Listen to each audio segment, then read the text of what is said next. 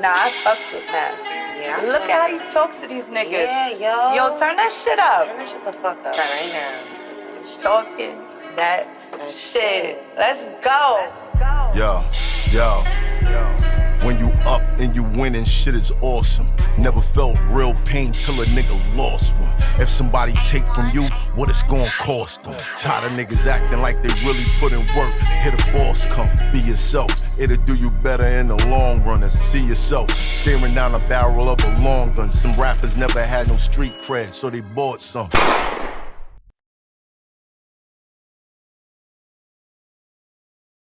All right, we back. My expert opinion, the greatest show in the world. What was that? What was that? We didn't read any rules. So nobody knows. All right, we're gonna start this over. Okay. My expert opinion, the greatest show in the world. For sure. Hit that like, hit that share, let everybody know you in here. Don't cost you no paper unless you's a mother. Hater. It just don't feel the same without Champ here. Shout out to Chastity. Shout out sick. to, yeah. Get well soon, Chastity. She was not feeling well. She normally reads the rules and has everybody in tune.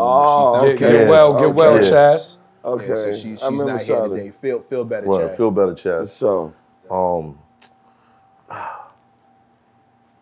you doing, Mac? I'm blessed as fuck. Everything's on the incline. Yeah, Eminem just dispensed. What the fuck? That's our fault. You think that's our fault? It's How is it our fault? because we had him and his daughter. We had Benzino and his daughter up here, and they both mentioned mentioned. But Eminem they didn't both diss times. him though. They didn't diss him. They didn't talk nice about him. What did they say? No, first of all, Coy didn't say anything. She didn't say nothing out of line. She said, I will check with my pops first. If he wanted to do a song with me, I'll check with him. Nobody said nothing bad about. Okay, well, no, she didn't say nothing bad. You know what? Marshall Mathers, Eminem, please come up here and just let's get it all out on the table and figure the whole thing out. You've been. We know you watching. You've been a supporter. We know you watching. You be dissing co-hosts and shit. Like, we know you watching. You know what I'm saying? Just come on. Whatever you need to do, just come on and pull up, and we'll talk about it. How about that? Speaking of rap gods, we got a bar master. Shout out to Gap Murder. You already know. Saying about Gap right now. Yes. Bartitian. The master composer. He steps into the studio and you automatically have a classic album. It's incredible. We got Cyhi The Prynce. Stone Mountain's own. Hey. Specific. I like that. I do what I can. I like that. Stone Mountain. Yeah. I was surprised by that.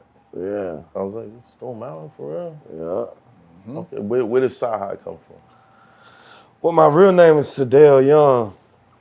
So, you know what I mean? Both my names start with a CY, and then bitches used to call me Prince growing up. So I just put Highness on it and made it Cyhi.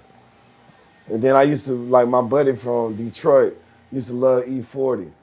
And he could never pronounce my name, so he'd just be like, yo, Cyhi, like, let's go get some weed or something, whatever the case. So he was like, because E40 used to say Cyhi all the time. So I just kind of stuck, yeah. Now, for those of you that don't know,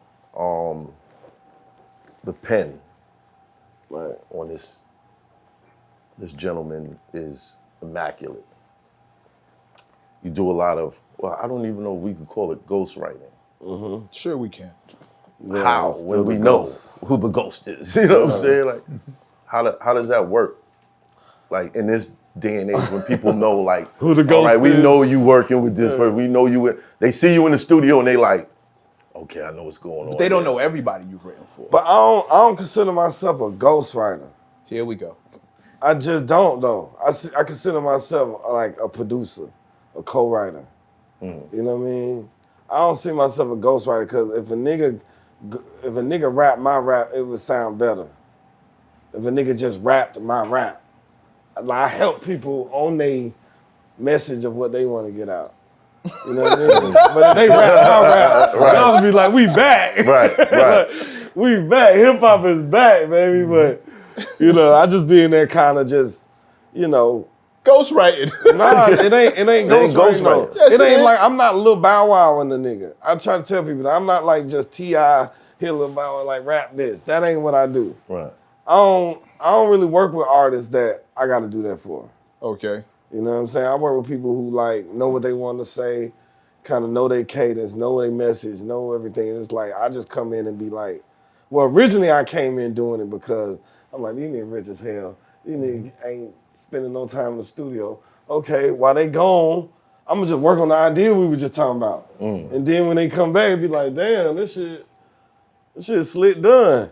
Well, who was the first person you did that with? Yay. I just took it upon myself. Well, he asked me to do something on Soul Paul, like think of his hook part. And then I just wrote a rap because I ain't had nothing else to do. They ain't come back to the studio. So that's how I actually got on Soul Paul. But everything else is just me just inserting myself. This shit need to be cleaned up. I'm gonna clean this motherfucker up. You know what I mean? That's just shit, trying to figure out a way to goddamn get out of my situation I was in. So that was my way. Situation? I mean, you know, just being a young nigga, you know, growing up in the street, neighborhood. in the yeah, hood. in the Oh, like street. that. This Not- is the way out right here. Not man. contractual. Yeah. You mean like Yeah, getting my into- buddy used to call it dick ride sometimes. I'm like, bro, what you mean? I ain't rolling no nigga blind. I ain't fucking cleaning up after no nigga. Nigga, it's a $3 million crib. What? Well, I'm about to clean this motherfucker up with 7 bitches over here last. I'm picking these cups Some up. niggas pride You know getting what I'm away. Yeah, bro, for real. Growing up, it was like that, bro. But you consider that like part of paying dues, or it's like, yo, I want to be in. This is what. Yeah, however it's espionage. However I can spy in Infiltrate. on this, infiltrate this motherfucker. I'm in. That's how a lot of niggas got in the game, carrying records for the DJs. yeah, carrying crates is Little old. shit, you know what I mean? That shit got them through that door. If it was graffiti, you carried the stash, you carried the book bags. There's all kinds of dudes. That's the only one for like. Nigga, I'm sneaking pistols in the club. I'm doing everything. I'm doing everything. Everything. Yeah, to get in this motherfucker. Did you want it that bad, like that early on?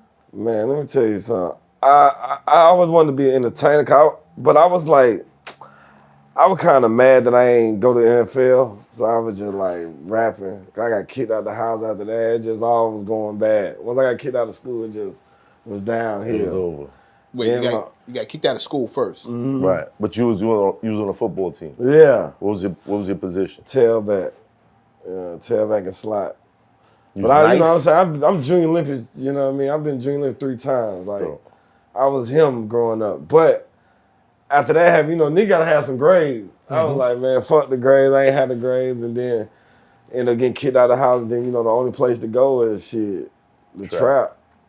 That's the only motherfucker gonna let you stay for no paper. Facts. Rent free. Yeah. Right. Yeah, Oh, but- no, you gotta work. hold. You definitely gotta work. Nah, and it's crazy, the interest on it. But that's why I tell niggas, like, well, rap is an ill journey.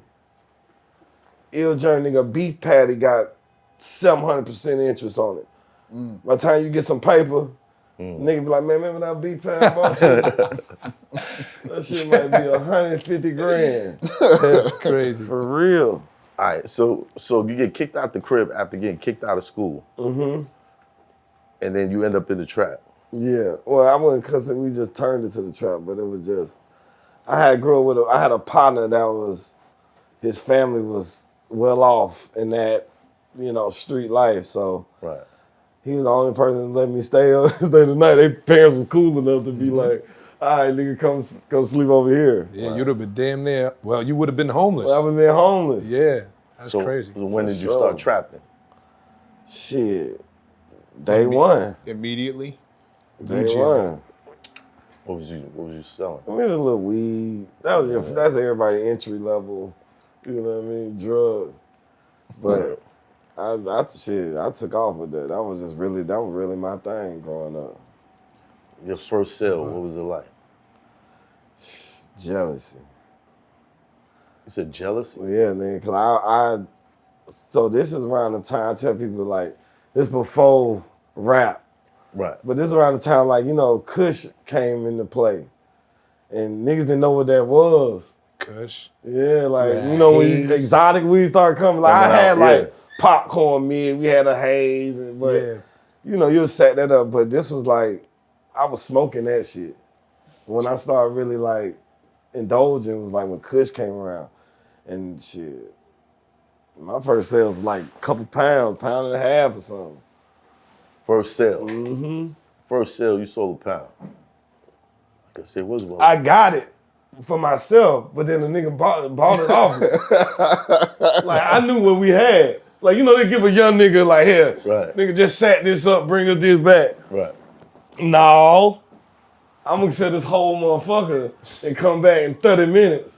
Cause I seen how many y'all had over there. Right. Oh, So, yeah, it wasn't just, you know, so how I many just points go- you put on it? Man, that shit was, man, that was back when. You gotta think, when that shit first happened, them shits was $7,500 a pound. How Ice Cube said it, how you gonna sell, bud, when you smoking? Yeah, yeah. 70, crazy. 75, yeah. Yeah, back around that time, Back around that time, that weed shit- numbers was stupid. I mean, but you know, at the same time, you know, you sack some shit up, go to the club, like, I mean, that was a little hand-to-hand shit. I ain't consider that starting. You was doing nickel dimes, Yeah, quarters, just little, like, you know, little kid, you know, shit. You went from selling a pound to then nickel and dime? No, I'm saying nickel and dime. I ain't never considered that me really like having no motion. So Right. you asked for the first sale. You saying the first Yeah, sale? my was that- first like, bro, give me some. You know what I mean? Was like a pound and a half, and I just sold the whole thing because I seen the room he got it from, and I'm like, oh, okay. I'm not finna be sitting around bagging this shit up. All day long. Yeah. you up Plus, there I know like my this, pop. Yeah, I'm like, taking the fucking seeds out. yeah, I know the real niggas in the neighborhood. I know these niggas got some paper. Finna bring in this whole motherfucking time. I got a bunch of these bitches. How long did that go on? Man, that shit was 5 years, shit like that. Like, you know, from nice 2000 little to clientele 05, 06. Yeah, 5 years. That's some motion. Till niggas start trying to take your head off of that shit. Cause they not making sales. Yeah. That's how that shit be. Niggas was mad, you know, cause we like slick suburban niggas. Like Stone Mountain, like teeter that line of like the hood and like a nice house. Right. And niggas didn't like that we had them. They was upset. So it started. Is music and ambition started as this happening. is going on? Yeah, it was part of the whole thing. That's the only reason I really stayed there, because my partner had a studio in his garage. I see. You know what I mean? He was like a super, like, for him to be a real nigga, he was like a computer nigga too. Right. So he was like putting computers and shit together, and shit, I was just over there, you know what I mean, doing my 1-2. But I already was rapping. I already was battle rap, I just wasn't recording.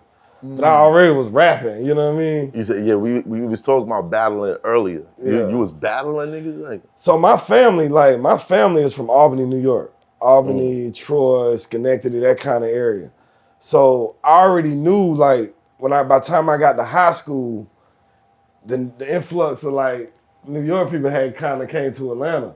So they had like this crew that was just the best rappers. They probably wasn't shit to y'all, but to us, me, they were like, these niggas incredible, bro. You know what I mean? Right. So it was just like, at some point I got tired of like seeing my buddies about to fight for just getting demolished. Damn. You know what I mean? So I was just like, let me learn how to do this shit. what grade was that? Like 8th grade, 9th grade Yeah, time. ninth grade, I got smoked. Right. You know, you motherfuckers at the table, the seniors, there's somebody doing the beat, and they got the cypher going, and you got that one homeboy that's like, yo, you said you want to rap, right? Let's go over there. You remember the nigga name? Mike. This dude named Mike. He looked just like Method Man. Wingate High School. Bruh, I spit a rhyme. This nigga started freestyling about me. Got me out of there. The ill story with me, a nigga from Philly, I used to write poems to this girl, and I sent it to her class through one of my buddies. And the teacher kind of like, you know how they take your shit and like try to make fun of whoever, so they gonna read it out loud. Right. So he read it out loud, And the shit was beautiful. and that shit was beautiful. Like, nigga, like, who put this together? So my buddy, the nigga from Philly, was in the class, like, yo, saying like, you should like trying to rap, bro. I teach you how to make your shit bars. So I'm like, all right, fuck it, let's do it. Like, I ain't doing shit next period. So he just started, like, kind of teaching me, like, nah, you got to stop it right there because the beat gonna probably be right there. I was like, oh, okay. So he started telling me how to put that shit together, and then I just fell in love with him. Like, damn, that shit kind of cool.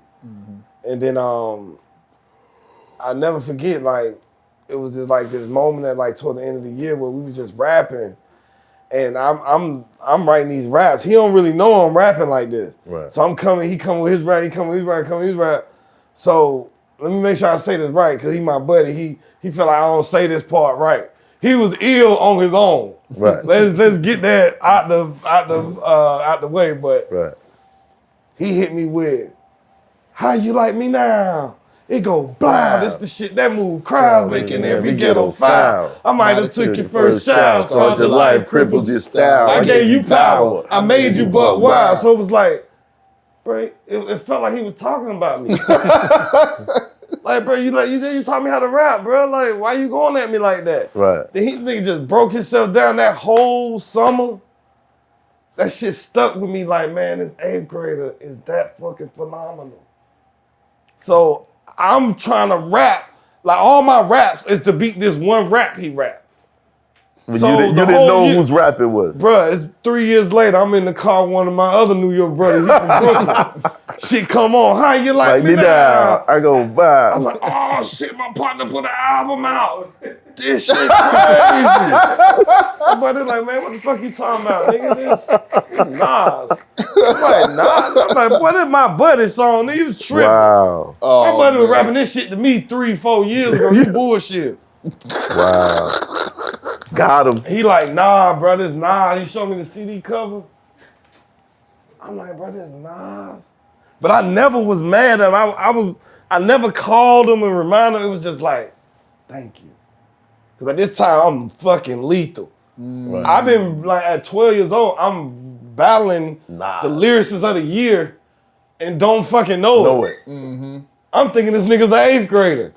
I'm like, ain't no way this nigga from 8th grade that colder than me, bruh. That's crazy. I'm like, bro, I ain't reading. I need to be doing my homework. I started doing all my shit. I was doing my homework. Everything that year trying to just sharpen my shit. Like, how do you get this nice? I gotta catch her.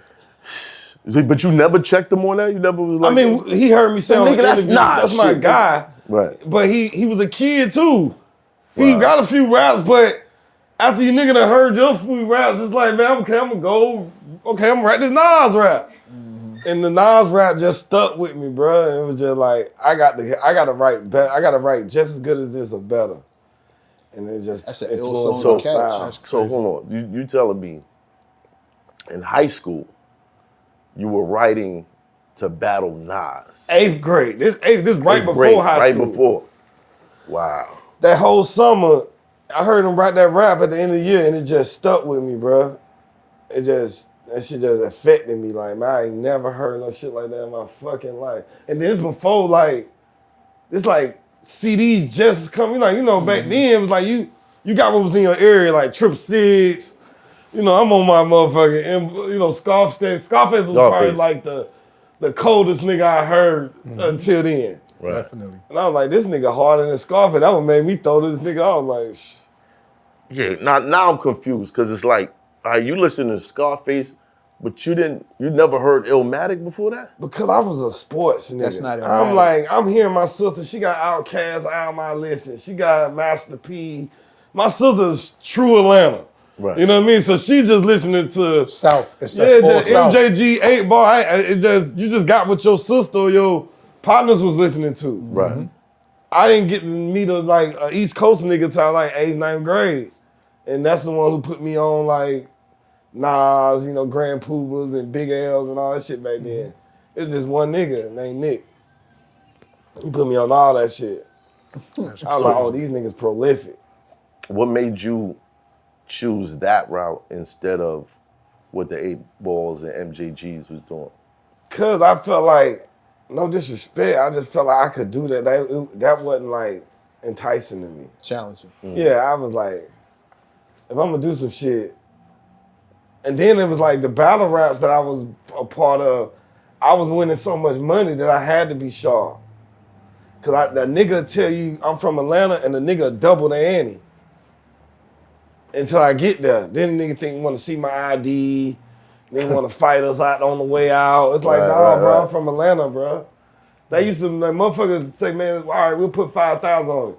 A nigga tell them from Atlanta, they'll take it to 10. Cause they just think Atlanta nigga can't out-rap me. Right. Until I just get there. And then nigga want, like I said, nigga want to see your ID.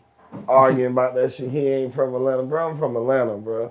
Give us a little, come on, give her that little paper so we can get out of here, man.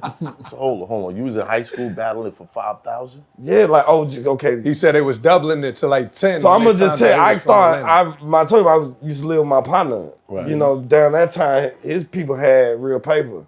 So we just used to go around places and battle rap. On some smack shit, shit. Yeah, for sure. What was your toughest battle? Back then, ain't no battle. Was there nobody you met want to come up that was like in the game right now? And... No. Back then I was burning shit down. Cause I had fell in love with, I ain't had nothing to do. I'm a 15-year-old nigga, don't gotta go to school. Most niggas gotta go to school, clean up. I'm just in the studio at 15 just going crazy. But I did meet this dude named Prophet.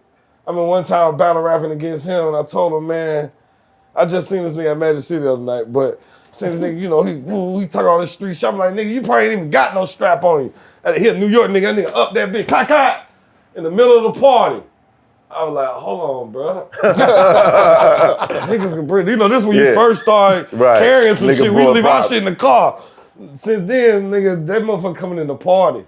This nigga got his shit in the party, and I remember he was a East Coast nigga. Right. I was like, niggas just a little slicker. Why you ain't hit him with the, oh, you mad because I'm styling on you? No, that was before. That would have been a lot right there. That was before, you know what I mean? Yeah, thanks. You know what I mean? I thought about that on, I be styling on niggas. I thought about you on that. Oh, no. Yeah. No, that wasn't me. That was E&J and Nicks, E-Nicks, right? Oh, that wasn't the one Mine you was get out my face. Oh, okay. I can't believe I'm actually saying this. Still. I knew you was in the mix or something like that. I knew it was like Never when going my partner away. said, man, say I'm styling on niggas. I'm like, yeah, that's hard. Oh, you mad because I'm styling on you. That shit, never going away. Back in the days, like shit like that was like really, really viral. Like motherfuckers was getting the videotapes and shit coming to, yo, you see this shit, Yeah, when that shit happened, it was like, damn, okay, I'm glad I got a record deal. They did that to me on stage, man. Well, hold up. The poems though. Mm-hmm. What you did with those poems? Like you still My mama probably got some of them shit, but I used to get them. Them was sparring matches for my hoes, man. Sparring matches for my hoes.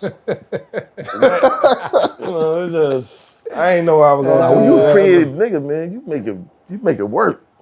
Nah, you make it work. It's the transitions that I've heard football. I've heard out of football, out of high school. I'm not sure which one came first.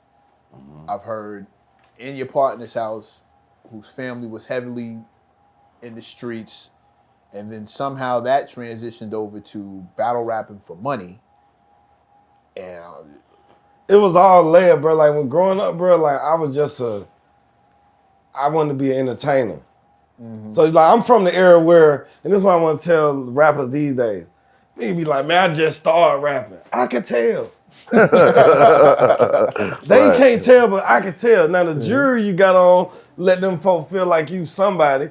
So that's why you successful. But I used to tell people like, I used to see his videos of Jay-Z when he 10, 12 rapping raps. Like, with the long shorts and the long t-shirts. He was an artist first. Right. Yep. And I think that's what happened in the music industry. They try to get the street nigga instead of the artist and try to like, we all from the streets. Right. Okay, you black, you from the street, man. Your cousin, auntie, like somebody's house gonna give you that vibe. Right. You know what I mean? But with me, it was just, I was just into a lot of shit growing up.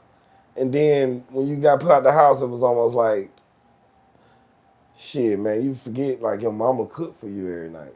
Man, them first 2 nights, you like, dang, ain't nothing, this shit. I only got a couple dollars, I gotta feed myself the rest of my life. Why'd she kick you out though? Cause I was just acting up, you know what I'm saying? Being a young nigga, man, in school. Pops was around? Yeah, I had my old man too. I was him though. I was a mutant early. I was a mutant early. I was making miracles happen early, so it's just like I had to just follow my intuition. Was it straight defiance? You just, I'm not doing that? Bro, I'm an ill nigga, bro. I ain't gonna even try to toot my horn, but it's like, one thing my parents gave me that I felt like I respected was Christ. I learned how to like make like borderline miracles happen as a kid to the point where I felt like couldn't nobody tell me nothing after that. What book was you reading? Nah, I mean, it wasn't a book that I was reading. It was just the belief I had in it. Oh.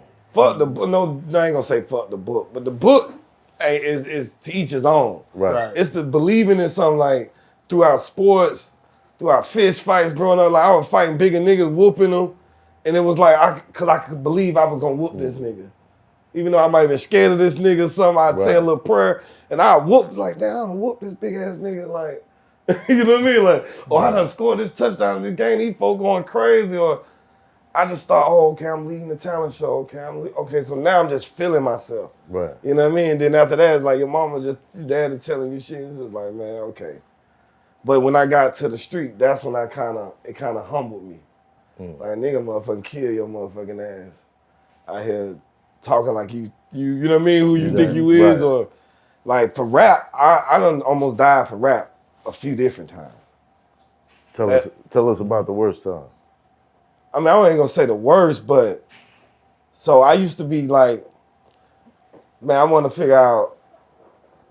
So I gotta say this in a very, because the niggas I was around was like top of the food chain. Like, you know, you don't know who they is until you get a little older. Like, as a kid, you just think you staying at your partner house. Like, right. So, you know, I get to get around them, and I started making moves that I ain't know I was making. So, you know, motherfucker be like, hey man, take the key, drive behind it, bro.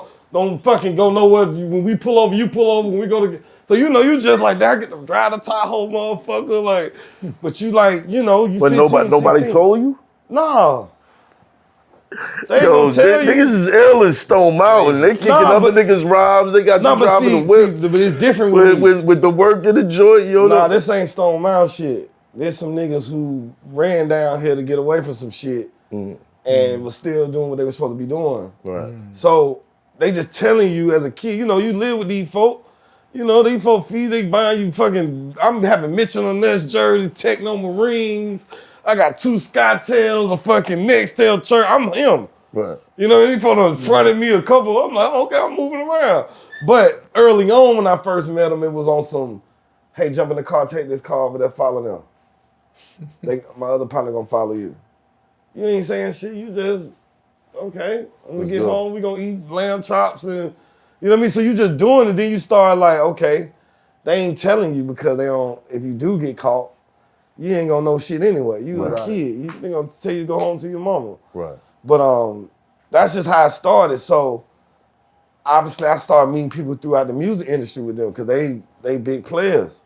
So you going to the club with them, you know, you seeing, damn, they know fucking this person, they know Jazzy Faye, they know this person. I'm talking about, I'm with Diddy at a young age. Like we going to Diddy concerts at 15, come home, we don't even change our clothes. We go to school, the same clothes we had on the day before. And we just got back from a Diddy, we were fucking with Diddy, we fucking with 112, all that shit. So it was like, back then it was on that, and then I started getting into the music industry. And a nigga wanted to sign me to a management deal. That was my first situation. I'm like, damn, they gonna manage me? Man, I came home and told my partners, like, man, I got a motherfucking management deal. Can't fucking believe it. I went back up the street, got there, went to go get something to eat, came back. When the gangsters came outside, stole on me. Man, kicked me all up under the car, all type of shit. I wake up, I'm like, what the fuck just happened? You don't sign shit, nigga. You belong to us. It's like, oh. That was my introduction. Right. It was like, okay. All right, that was my introduction to the music industry.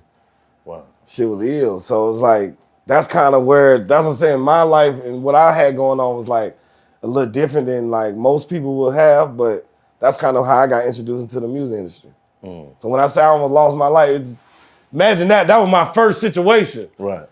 After that, it's like, well, what did you do after that? I mean, shit, iced my shit and got back to work. That was it. Now, yeah, they sent one of the OGs over there, made him sign some papers, or his life was on the line, and there it was. Damn. So no management for you. But they ain't know I was. See, they heard niggas saying I could rap, but this nigga who I rap for, the management nigga, he went on and already had deals on the table. So by the time I signed the paper, he was already like, I got 200,000 over here. I got Eric Sermon want to sign. I got Redman, Method Man. I know Barry Hankerson. He just knew a lot of people back then. Right. So they heard about that shit, and then they started shopping me. And then that's when that shit started. We started getting some real money off music. That when, people realized like this nigga could be something. But he beat you up for signing a management deal. Yeah. We in the crib. We techno Marie's and shit. We doing this for nothing. Yeah, but you don't know that. But I'm saying niggas don't know that. That's why a lot of niggas hoods don't let them leave. That's equity. That's fucking. Nigga, we investing in you. They don't know how to say that. Right. But like I was telling motherfuckers, like I ain't in New York politics, but a nigga like Tekashi, that's what happened to him. You think you just hanging around the street, nigga buy you a fucking pizza, you know what I mean, give you a little work, oh shit, I got this shit up, ooh, okay nigga, when you get this deal, this shit come back. Right. And the only thing is like, ain't no expiration date on when you stop paying that shit. That's what happened to me. Like the entrance. The entrance, like shit you was talking about with the beef patty. Yeah, like this nigga feed you lobsters, you eat lobster, you can miss one. You thinking this nigga daddy love me. Shit.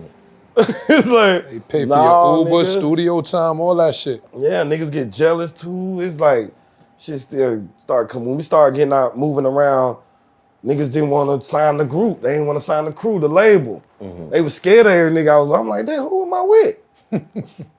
Cause I'm hearing who I'm with. Right. But I can't disclose who I'm with. Right. You get what I'm saying? So I'm like, damn, who I'm with? Like, that's my little buddy from high school. And niggas like, no. I ain't just your little buddy from high school. His peoples is them folks. And they don't want to. God comes to tell you, they $250,000 on the table. This whoop whoop. But I ain't meeting my people and ain't on the table. No more. I'm like, what the fuck is this? So that's when I had to start growing up and be like, okay, I got to figure out how I can maneuver out this respectfully. So that's kind of where my career just started moving in that. What did you do? What was the plan? So I met a dude named Boo, Boo, Akon brother. Yeah. I met him through my partner and I got introduced to Akon brother and then he heard me rap. He like, oh man, I want to sign it home, woo, woo, woo, I gave you this. Then I took the money he gave me and gave to them. And they let me go. You brought your way out. How much was it? Like 80 bands. 80 bands. God, I got 100, but I gave them like 80. Damn. I ain't had none of that. I gave my managers 20, and I gave them 80. But you was out of it. I was out of it. But that was your first situation. Convict. And we had so many record deals from Barry Weiss to who my motherfucker job, Clyde Davis to. Like, I had to tell fucking L.A. Reid, I'm like, you signed me twice. He's like, man, I knew it was something special about you. Cause he signed me when I was in the group. Right. Our group had got our deal through Jazzy Faye and Noonie. Noonie lead Showing Up. We had with Sierra and Lloyd and it was that one we was at. We was supposed to be the next thing to go. But, politics, street shit get involved and it's like, nah, we gotta let these niggas go. You still cool with him? Yeah. But at the end of the day, man, niggas was hustling, man. Niggas didn't really know what they were doing. Niggas just tried to use the same street tactics in music and it just wasn't working. You know what I mean? It just wasn't working back then. Cause Suge Knight, that was right off of Suge Knight. It was like, motherfuckers was like, no, he ain't. People getting beat up in offices and arms broke for music videos and all that. Just hearing all that shit. And budgets was a motherfucker. Yeah, everybody thought that was the way. Nigga, I came up here, nigga, the first I came to New York, nigga, I met Jimmy Henchman. He tried to sign me. I'm like, hold on, man. Home look crazy. I'm just keeping it copacetic. But I'm like, man, let me get on out of here. Home look like, but he like, bruh, been hearing a lot about you. Ooh. Like, my name was just echoing at that time. So it was just like, I was meeting with everybody. Like, you know what I mean? Trying to get this shit out of here. But how do you keep attracting criminals? Bro, that's just nigga, that's the music industry. The whole industry is criminals. At that time, everybody had their But yeah, I'm that's the thing, bro. It's like I don't proclaim to be one, but I grew up under that shit. And it's like I said, a lot of young niggas grow up under that shit and it just be a thing. You know what I mean? It's just like part of life. Yeah, it's a part of your life. It's like, you know, in Israel, you know, even females gotta go to the military for 2 years. Yeah. You know what I mean? That shit just like standards. That seems like that's just standard for like African Americans. Like, for sure. Especially rappers. Yeah, for sure. And it fucking shouldn't be. That's fucked up. Yeah. Getting extorted, getting like all this other nonsense over music. It shouldn't be like that. I mean, it is, but then when I start looking back at it, it's like that shit with petty money that I felt like they deserved it. You done took care of this young nigga for 4 years, 5 years, and nigga, they just didn't know how to articulate it. They didn't know how to like. Right. I used to be like, yo, bro, if the Falcons wanted to draft me, would I have to bring my street crew to Arthur Blank? That's when they started looking at like, okay, he might be. I'm like, bro, these folk just want to sign me. I don't know how to make them sign everybody. Like I had to. It was a bunch of situations I had to bust it down 6 ways, 5 ways in my group, but they like, hey, we just really want to give you the money. But I had to just be like on some, man, I'm bringing my group, bro. I can't. Right. I might not even make it to the studio. Like on some shit like that. First of all, I want to commend you because yeah, you got kicked out the crib and you actually left. Like, Oh, nah, for you know how many times my mom's kicked me out and I just stood at the door like, okay, I'll be here for a couple hours. So just sit right here. But my partner was, that was a different type of living nigga. Like when I tell you, his daddy bought me a car the same day he bought his son a car. That's real. Like, you know what I'm saying? So I understood it, but I looked at it as like, I'm thinking, I'm a real nigga, I'm gonna do what I'm supposed to do, I'm gonna take care of my people. Right. But they was like, no, it ain't your decision if you take care of it. It's our decision.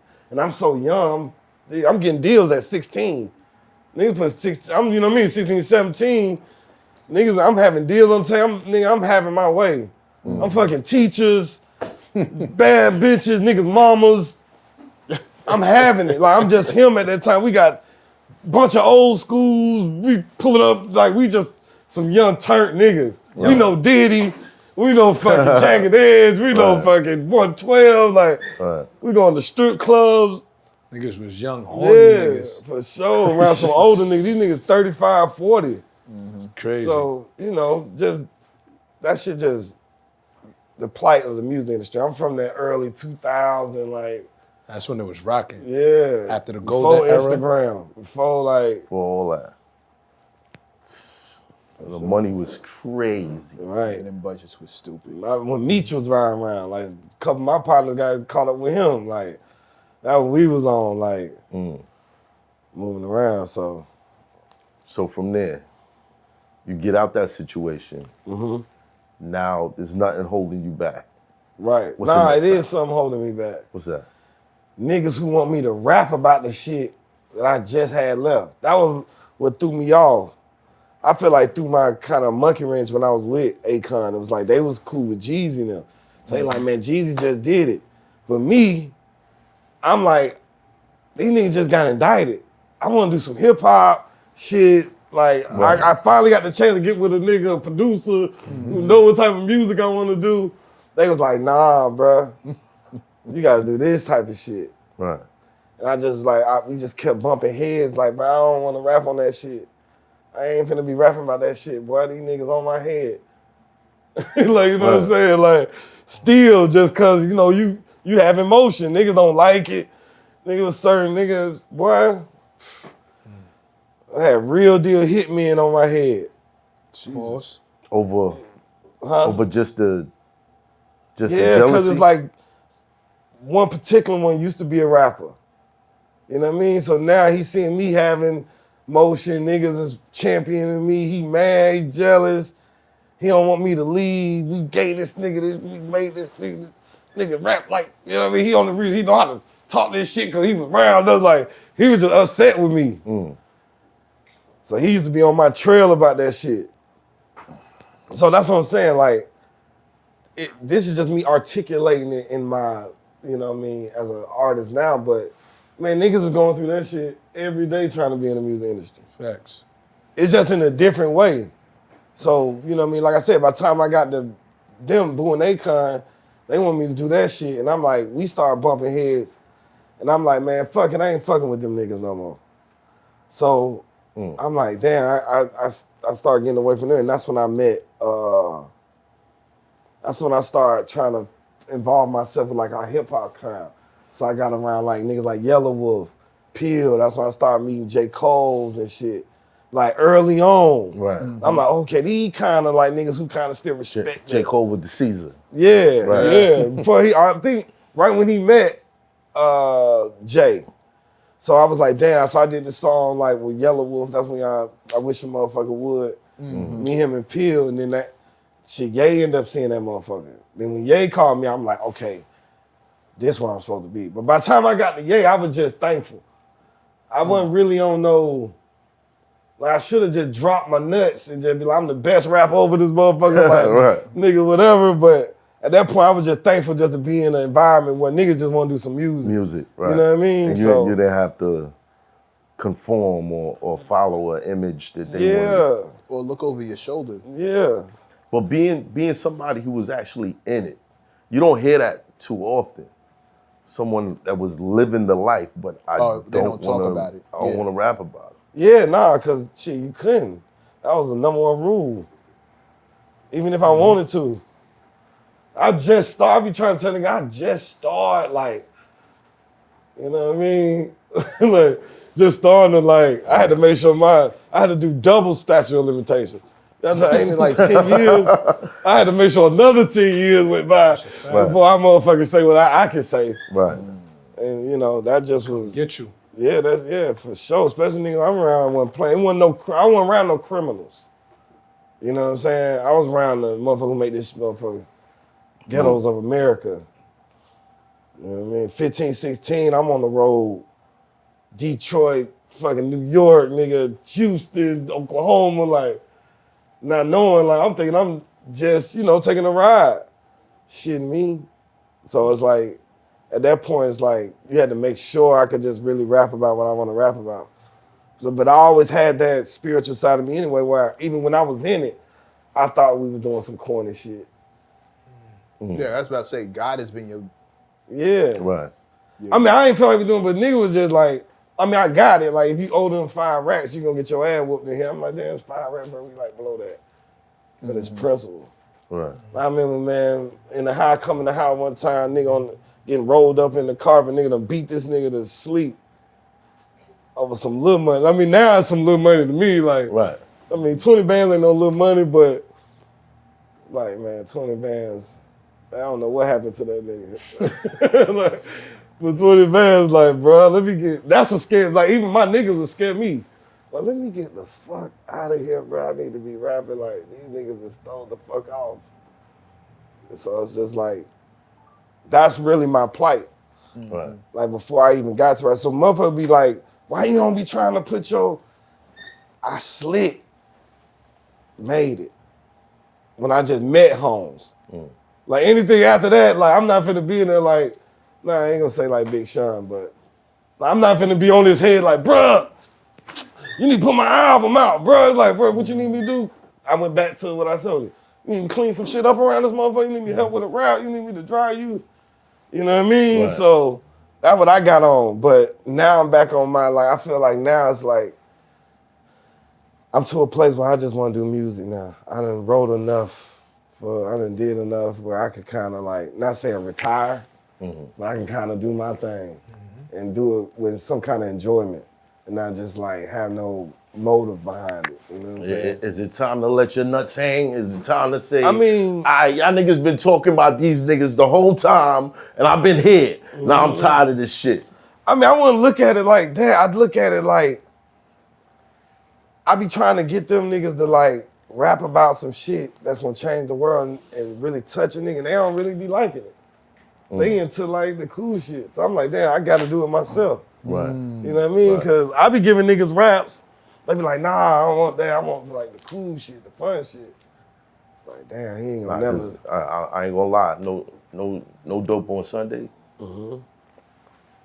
It's definitely like the whole project is like a theme that's leading you in a certain direction. And hearing you tell a story, like it's coming together in my head. Like, yo, oh shit, it's some ill shit. Nah, for sure.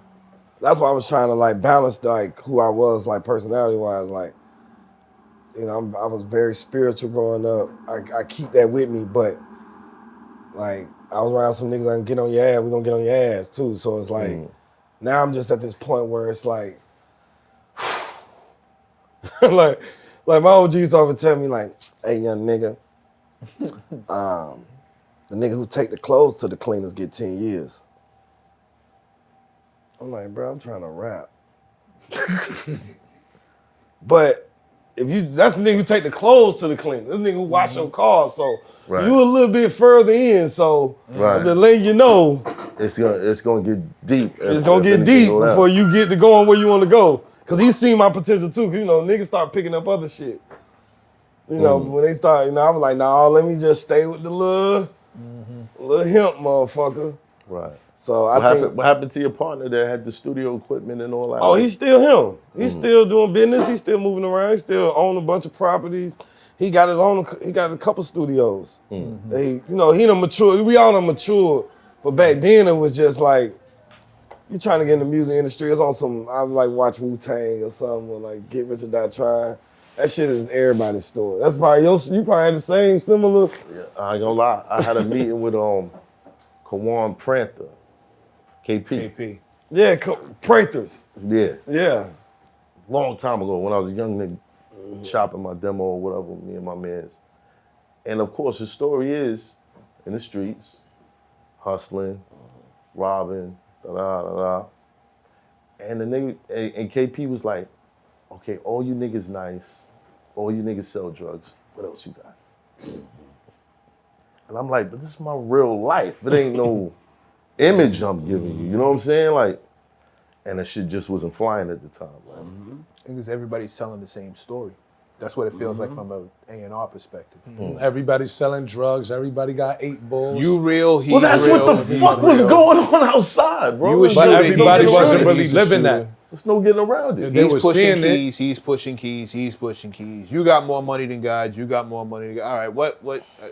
They wasn't saying, you know, they wasn't rapping about they was seeing this stuff. They was rapping about they was really living it. Yeah, Right. It's Couldn't talk about it if you ain't live it. It's the same story. Like if I'm an A&R and I'm hearing this, sitting at the source hearing this stuff, I'm like, if this story is real, New York got to have the highest crime rate on earth. Drugs should be on every fucking at the corner. time, It was. At the time, I believe it did. And all of you niggas should have too much money to want to talk to me about anything happening at all. If it's what you say it is. But like you, there was the conflict because I got into religion real early. Not what my mom's was teaching me, but you go outside and you start having conversations. Cause I always was around the older dudes. So this guy's God body, this dude he Kemet, these guys is Israelite, homies over here is Muslim. 5%. You know what I'm saying? And it's just so you seeing so much shit going on, you start to wonder like, well, what's the meaning of all this? Yep. So it was always that. Or what's okay, real I'm or in what's the streets, fake. I'm doing this, but I'm talking to God too. The belief was there. But you know what it be though? To second his statement, it's like that's that's a poor job of an A&R. If I know you live that type of life, if I was working on your album, we gonna name one song Kemet. We gonna name one song Israelite. We gonna name one song. That's gonna be the EP. We gonna open that up. Whatever experience you have, but a lot of times record labels just want you to come with it. And only in rap you got to come with it already together. Right. You get what I'm saying? Like when you see any other form of music, they sign them off the town, they put them in there with writers, musicians. And figure it out. You don't hear from them for 2 years and they pop them back In on the the polish, scene. this nigga did rehearsals. You know what I mean? It's like, that's the problem. Like if you think about my city like that, cause the record label want to go, they like, oh no, I got what we're gonna do. We're not gonna sign Cyhi. We gonna get the nigga who actually is an active in the street right now, pull him right out the street and tell him, come be a rapper, or, you know, invest in this. And that's what my city is. Right. Like it got past authentic. You know what I mean? They be thinking cause a nigga just ain't all the way full-fledged or whatever they think our culture is about. They feel like, nah, that ain't it. We need a nigga who from the bottom. We need a nigga like, so it's like you get the situation that we having in Atlanta. And I think sometimes that's like what destroys every empire. You know, you see Memphis going through it. You see LA had that fall. You see New York, it always be that pivotal person die, or that pivotal person go to jail. It's like right. It's not a full crossover. You actually inviting the streets into this shit. Like King Von was somebody who was like, if they could protect those type of artists, that would have took that genre to the next level. By him dying, you see it kind of Pop Smoke. You see it kind of like Nipsey. hard to put a seal like, damn. Nipsey was gone. Yeah, Nipsey was gone. Yeah, man. But for him, it was just a matter of how high he was gonna go. He was already like moving. When you die and they hold your funeral in the Staples Center. But like you said, why did he perform there before he died? You said that. Yeah, no, of course. Why wasn't he doing shows there if he was like, you know what I mean, that guy out there, you know what I'm saying? Because they didn't see it. Bro, one of the main things I'm taking away from his story, from what I'm hearing, is that everybody around him saw it. Everybody saw it. This person wanted to sign him. That person wanted to sign him. This person wanted to work with him. That person, money, deal. Everybody saw it. 9 times out of 10 in these situations, 60% of people see it. The majority. I'll say 65-70% of people see it. 30% don't. The problem is the 30% be the people sitting behind the desk. Right. Those are the folks who don't see it, who can be an automatic detriment to anyone's I'm not necessarily not see it, but they just in a position where they can't afford to gamble.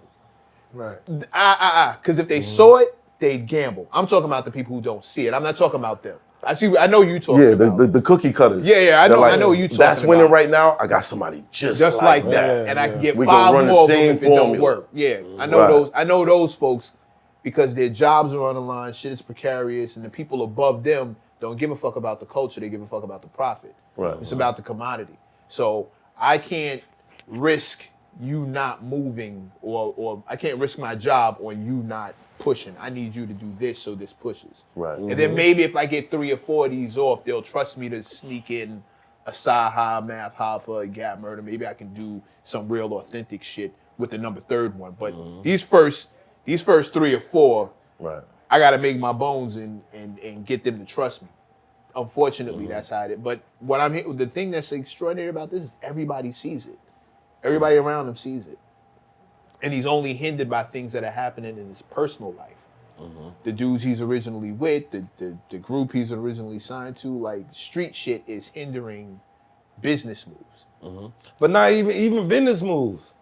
See, that's the difference. Like you seem like you well versed in the music industry. So sometimes record labels, I got mad at a record label one time. They was like, man, you know, everybody in Atlanta jumping their shit off they self. Why don't you just jump your shit off like the rest of the niggas doing?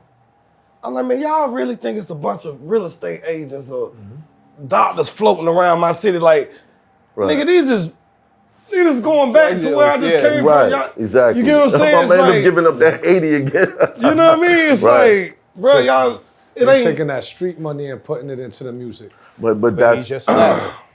but But that's if that wasn't allowed, I'd be the biggest. See, like niggas that Right from out there. here, like the know what I'm record saying? labels was they money, the machine. Right. no, it was the streets. It was, but it wasn't. Once they started to crack down on the streets, that's really when you started seeing New York artists stop being the guys that's coming Right. or the new guys coming out. They shut that shit down. So who got the money now? Niggas down south, they getting it. Texas, They LA. coming up here and they buying the radio. They putting themselves on. right. It's like, you know, niggas is running down with their demos and everything, trying to get on. Like, these niggas is putting Yeah, themselves on. by the time I felt like I was ready, wasn't too many niggas around that had the money to do that. They just But they trying to get shouldn't. It back, should be or a they was label. just coming home, or they It was should going be a up, label you know? doing that. Labels don't believe. I know. When you see Atlanta music scene cracked different than the New York music scene. We had every major label here. Right, that's what I'm saying, yeah. Our local artists were competing with major budgets, $300,000, $400,000 budgets. You can't, if you just on your block, you can't compete with. And the aesthetic is, if you're not on the radio, if I'm not seeing your video, if you're not doing those shows, you whack. That's how I started battle rapping. I ain't have 100,000 to put in the promotion, but I seen niggas was doing this, and everybody was knowing their name. And I got tired of walking in the offices trying to explain to these niggas who the fuck I am. Right. So I got into that shit, and then, you know what I mean? But yeah, you can say that, but at the same time, it's like, man, like, imagine if my city is in like, it's Ricos everywhere. Right. Cause all them niggas got it from the mud. Right. Rico's all But out then here your too. record label don't want to be a part of that. Well, we're conflating eras. I'm talking about Yeah. early 90s, late 80s, Yeah, New right. York City versus 2020. But to me, y'all did it the right way though. New York did it the right way when they had it. Y'all did it the right way, we bro. made some mistakes. So we don't have it now? Somebody from Atlanta just said we did the right Y'all did it the right way, bro. You did it the Please, right way please. because, like, bro, at some point it's like niggas looked at themselves more than what they block was. Even though they were from this block, them niggas was looking at themselves as real businessmen, real artists, real investors. Like, I could tell the care in the songs. Like, I'm hearing DMX, I'm hearing Big L, I'm hearing Jay-Z. I'm like, these niggas thinking about they rap a little longer. Right. Oh. The craft. Way longer than what. Craft, yeah. Like, we're going there just have a great night, and this shit was about making money. Right. That's just what South rap was outside of your, you know, you might have a face and your outcast come every T.I., now and then. et cetera, et cetera. Yeah, but mostly it was just about that money. And I think that kind of like threw a monkey wrench in the music industry. Like, it's kind of like, shit just like Oh, you ain't gotta think. lackluster. No, you ain't got to You know think. what I'm saying? That's a fact. That the hustle went up, talent went down. Yeah. The bar for what's acceptable talent-wise for what we're entertained by went down because it was flooded. More people came in because it's about the money. And if it's about the money, It's not about the craft. You're not going, exactly. You're not trying to confuse Pushing people it's like- with complex bars. Like, because niggas don't know in Right. streaming, like, let's say Spotify. You know, Spotify only got like a $400 million, $500 million cap. And every artist that's on Spotify got to take some out of that pie. Right. So it's like, only reason you could pay Kevin Durant $100 million is because it's only 12 niggas on the team. But if every team was infinity players on the team, you can only get Kevin Durant. LeBron, Kobe, Yeah, and it's everybody like- on the same Steph So- Curry. I always felt like the gatekeeper, like we need to go back to gatekeepers. Like motherfuckers be like, man, I love gatekeepers. I say that all the time. Bro, we need to go back to gatekeepers where at least like if you sharpen your tools sharp enough, you're gonna get a shot. You know what I mean? If Versus only. like, huh? If only. Yeah, I you agree with you. You're gonna get a shot. I'm just saying artists that really care about the craft gonna get a shot. Now, If only. it's niggas who don't even give a fuck about our craft, just out here doing shows for 50, 70, 100. Like, Right. You know what I mean? It's Right. like this nigga going back to his neighborhood, flood the hood with all type of shit. You know what I mean? Yeah. Did you see a nigga like Kendrick going home? J. Cole going home, Joey Badass going home. Niggas who really care about The craft. the craft The of it. pen, yeah. Yeah, so it's like, you know, at the end of the day, it's like, you know, I try to feel like we should have that balance within the music industry. Right. And I think, you know, once we just let the streets take over everything, it just made it murky. You know what I mean? It just make it Watered it down. But not even watered it down, depends 'cause on it what could- streets you talking about. Because I'm saying all streets. New No, York, I'm New just saying- York. Cause we Okay, all you could have from the been from the streets. streets, but you still got to be able to rap. No, that's what I'm trying to say. Right. I'm saying, when I say musicians, people who know how to rap, I could tell just by hearing your rap that you've been doing this shit. This been a dream of yours. Like in my city, it'd be like, yeah, so I just started rapping 2 months ago on my own. I'm on the radar. I'm on goddamn, I just dropped some shit on, I just did my on the porch interview or whatever. It's like, man, it was years before I even seen a studio I was writing raps. I might have had 200 raps before I ever even seen a studio. Like, I'm pulling up hold on, bro, I got something funny to go on my book bag, like, but listen to this motherfucker right here. Right. You know what I mean? Like, so it's like, in that sense, it's like, when people don't sharpen that craft no more, it just made our shit like on some like we washing money in this motherfucker. Right. Well, we ain't really trying to. The open mics disappeared. Yeah, The that too. ciphers disappeared. Yeah, all that shit. When the last time you seen the artists standing around on the corner rapping? You don't see that no more. Last time I seen that was in 8 Miles. Right. Right. That ass. So anybody can go to Guitar Center and get a motherfucking interface, BT shit. a mic. You know what I mean? You got Apple computer. You good. You in your room, download some beats from YouTube. You in the game. You the man in your room. Man, I had to rap. You know what I mean? Niggas I had to rap for to get in the studio. Was that the key? Yeah. You knew if I rap for this nigga. Yeah, bro. I used to rap niggas to the car after the club. Facts. Same For shit. real.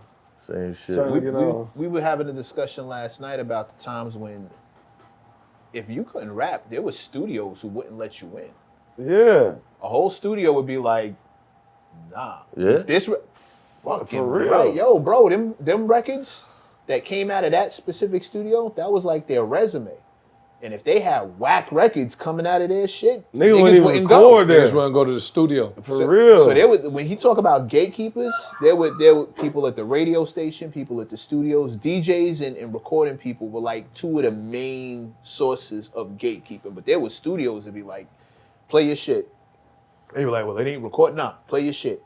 And you play it and it's trash. Or, guys, spit something. And you spit something and it's trash. They'll be like, all right, nah, you can't come. Yeah. Shorty, go get your shit together and then come back. And it costs a lot more to record back then. You know, the tape, reel. So it was all really that worth shit. it. Yeah, it was really worth it. You had to be really worth you coming in here. None of just regular Again, shit. that was there, but we talking about the early. I'm talking about late '80s, early Yeah. '90s gatekeeping, hard body gatekeeping. Like you know, you can't come in the radio station. Who sent you? Who? Oh, him? Oh, he actually knows. Okay, okay, let me hear it. And they were auditioning you before. Yeah, I mean, anything but else it was happens. like I guess the older heads, they love that type of shit because Clark Kent used to have me sitting in the studio, just somebody come through, yo, this is my artist, listen to his stuff, we play it. Clark would be like, he's missing something. Math, spit a verse for him, sure. And I spit, you see what I'm talking about? You know what I mean? Like, it was that type of shit. Fred, I know Fred, niggas used to sick, rest in peace, Fred. Rest in peace, Fred the Godson. Godson. Oh, yeah. Bruh. Yeah. He's a Bruh. boss smith. He used to sick Fred on everybody. That what I ain't mean? fair, bro. No, it's not fair. It's not. But here's the funny thing, like, there might not have been a deal for Fred, but you wasn't getting one if he was there. You dig what I'm saying? Yeah, for sure. That shit was Fred different. was a Now- Fred is a savage, but just Clark is from the cloth. Yeah, we Clark Kent kids. Clark Kent is from the soil. He's authentic or fit. Shout out to Clark Kent. I don't Yeah, think it's sure. said enough, Yes. but dudes like him, Yes. Respect the Clark. they hold the bar. You know, well, you must be this tall to ride the ride. Otherwise, get the. Yeah, Right, get out right. of here. Thanks. Discover Joe. But go ahead. I didn't want to. Now, how is it with as far as like the ghostwriting? And you said, okay, this is what I'm gonna do. I'm gonna start cleaning up people's records. I'm gonna start adding. Once that started taking off, why is it that Cyhi gets the pass, but niggas ain't fucking with Quentin Miller no more? Oh man, Quentin, that's my guy too. Right. I mean, I get the pass cause off record, niggas know I can go. So I think that's like one of my like tools that are feathers in my hat. But I think when I started doing it with Ye, he just kept it more player. He wasn't trying to hide the fact that somebody was in the studio. There's a bunch of us in the studio helping bring this project to light. You know what I mean? Where I think Quentin's situation, they was really trying to keep him a ghost. Like I get my credit, I still get my publisher, I still get like your home. name is on the joint, all that. That's like my real brother. He, you know what I mean? He took care of me. So it's like with Quentin, it was like they was, you know, I don't want to speak on their situation, but they were just trying to keep it covered up. For what reason, I don't know. And, you know, Quentin be over there with us now. Yeah. Come join the dream team. That's what's up. Yeah, so. All right. How does it feel? Because it's your dream being an artist. So I'm gonna get them big. You got the belief, everything. But knowing that some of the biggest records you ever worked on was not yours. Does that ever bother you? Nah.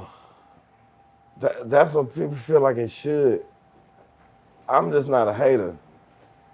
You know what I mean? As long as I can take care of my family, you know what I mean? I eat what I eat, I'm good. I ain't like no nigga that's gonna be jealous or anything of that. It's not my record. It is my record. Right. You know what I'm saying? So it's like, how you performing it? You know what I mean? But I don't even like looking at it like that because I'm too good of a nigga. That's Holmes' record that I wrote with his inspiration, of what he wanted to talk about. I just helped him put it together. You know what I mean? I'm just training the nigga for a fight. I might have told you throw that left, but it ain't like you gonna be in the interview at the end of the fucking fight like, yeah, Cyhi told me to throw the left. I threw the left like, nah, you won the fight. We got the belt, we going to party. So it's like, I ain't looking at it like that. That's a very romanticized version. Nah, I brought up this. I helped make my partner the richest motherfucker that ever walk around this motherfucker. Salute. You know what I mean? I can live off that. Salute. You know what I mean? I don't gotta be like, you know what I mean, have to be in the forefront. You don't get no bigger than shit. The bitch ain't gonna get no finer. You know what I'm saying? As long as we calling it what it is, I have no problem with the results. Right. I'm never mad at anybody ghostwriting. Do I even need to say this again, or can we just move on? Go ahead. Because it might tie into what I was about to say. There's always an asterisk next to your name when you got a ghostwriter, when you start talking about who's the greatest of all time. For me. And for a lot of us. Right? So. Well, now I gotta ask you, do some artists, like what we was talking about just now, do some of them hide it? Or some people working with you and they're like, yo, don't tell them. Nah, I mean, out of respect, I ain't gonna tell them because I don't wanna, you know, I want you to believe the role. But you gotta think, at the end of the day, it's like, it's certain people who rap to the music industry and there's certain people who rap for the music industry.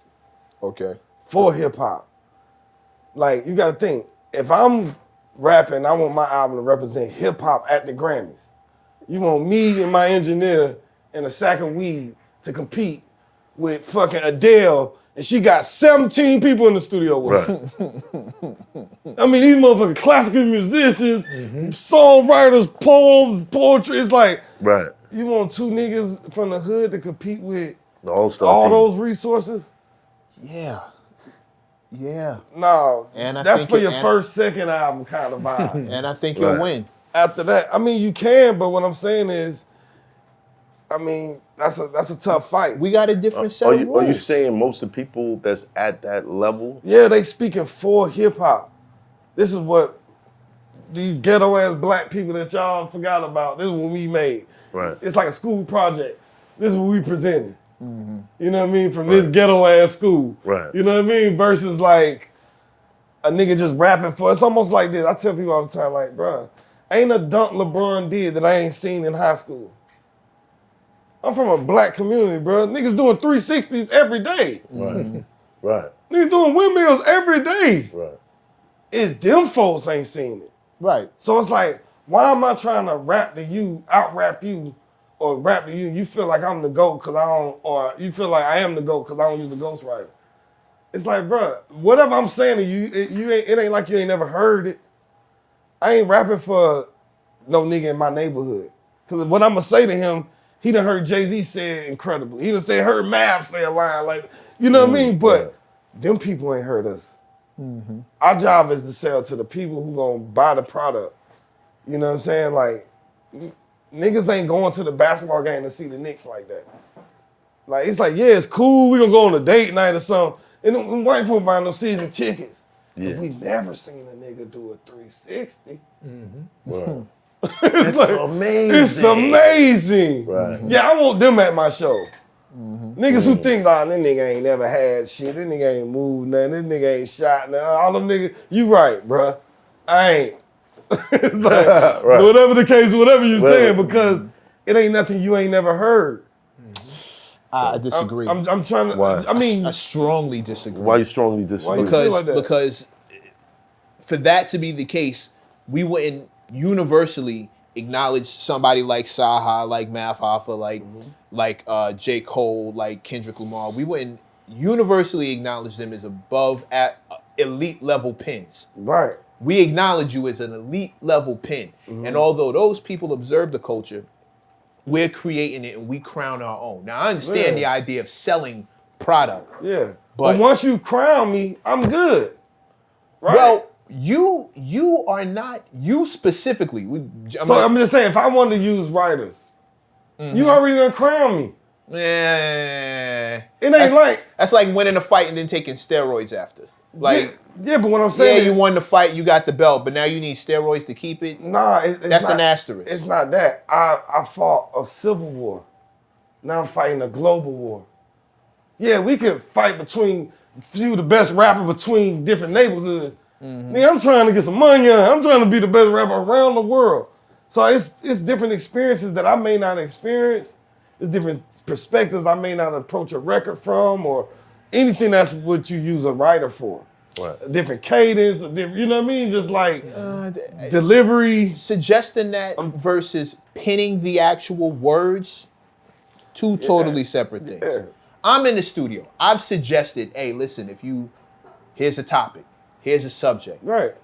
Here's a different word. Use this car instead of that car. I've done that. I've never pinned it. I've never pinned anybody. Yeah, but what I'm saying, you came up in an era where the goals were different. The goals were to be accepted amongst your peers. No, I disagree. The goals have always been to make a money from the art.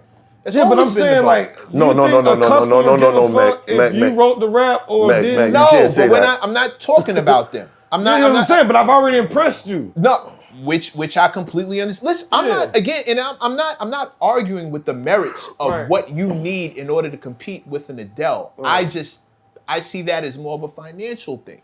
I think Adele has a marketing budget that most rappers don't have.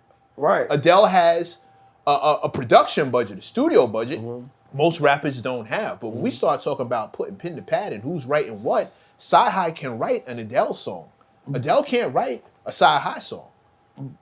You can write You might just be surprised, but what I'm saying is like I might be. but even in marketing though, but even Adele in got marketing, bars, you heard? but even in marketing, rappers are having things that they usually typically have. They didn't have their own cameraman. They didn't have their own creative directors. Sure. They didn't have their own. You know what I mean? So we building in that area too. It's like a lot of pieces make this shit. When you, like I said, when you're speaking for the culture. You know what I mean? Like, you can speak to the culture. Yeah, sometimes most artists wrote their own rap because they want the culture to notice them. Once they get that notoriety from the culture, now they want music in general to notice them. But it's certain things that, unfortunately, we handicap from where we may not grow up around pianos. And if you look at it like right now, your top artists are former producers. Wanna know why? Because they figured out the production. It's easier to learn how to rap or get a nigga to rap versus get the production right. So you thinking like, you know, your Travs, like Keems, your Ye's, your, who else was great production-wise? Drake. J. Cole. Who else? Drake. Drake. Like, Drake is very involved in the production side of it, too. Dr. Dre, I mean, that's Drake, too. Yeah, Dre. Drake, too. But Drake is involved with it, too. He used to be a songwriter growing up. So it's like, these things is like furthering our culture as far as like how far we can take the genre of hip hop versus just being a circle of niggas who can just rap. That still just sounds like a money issue to me. The more you invest, the more. If I give you more tools to compete with these artists, you'll be on the same plane. Nah, bro, them drums, them Ye drums hit different. Dre, Ye is a master producer. Yeah, but I'm saying like I've been in them studios. There's some of them producers, bro, that they there for a reason. Some of them writers, the melodies that y'all hearing, that's addicting. It's some people that's just good at that. They specialists at that. You know what I mean? But I just feel like for our genre, it's needed. You get what I'm saying? That's the reason why I told somebody, I think we was talking back when Macklemore beat Kendrick. Macklemore rapped about a thrift shop, something that never had been rapped about in hip hop. Right. Where they don't give a fuck how immaculately Kendrick made Good Kid, Mad City. We heard it before. Nah, I'm trying to tell you. I can't give you that one. We heard, like, every nigga is Good Kid, Mad City. That's all our plight. Right. That's all our life, bro. It ain't no different. Which song gets better? Swimming pools or thrift shop? But that's what I'm trying to say. To a nigga, to me, obviously, swimming pool. But to the general mass America, they looking at thrift shop like this is a great concept. The general mass America didn't even like hip hop. They didn't even want. I'm they trying to say, and they still look but at us. But it doesn't matter. It always matters. Now, if they have a familiar face, they love rapping hip-hop. about something that they partake in, it's different. Yeah, they love hip hop. Right. Where's the quality though? But that's what I'm saying. That's the problem. to you. We've always but it's not just me. It's to me too, though. Yeah, I was about to say it's to me too. I'm gonna end this the same way in all these conversations. How many ghostwriters do you have? None. Exactly my point. But hold on. But no one will ever be able to ghostwrite for you. But yes, they can. No. How many you bro, got? Bro, listen, I don't think my shit don't stink now. Yeah. If Hoffa in the studio with me, he say, "Nah, you should say it like that." I'm like, "Oh, that motherfucker say hard." it like this," but he's not gonna tell you what to say. It's like He the can. same Oh, thing. it can. He can. How many do you have? Nah, not a lot. But he Come back can. and holler when but that what's happens. the difference between a nigga that just said, "Well, I have a partner," he be like, "Man, you know what I'm saying?" He in the studio, he be like, "Man, only time I miss a bitch is when I swing and she duck." Yeah, nigga. I'm like,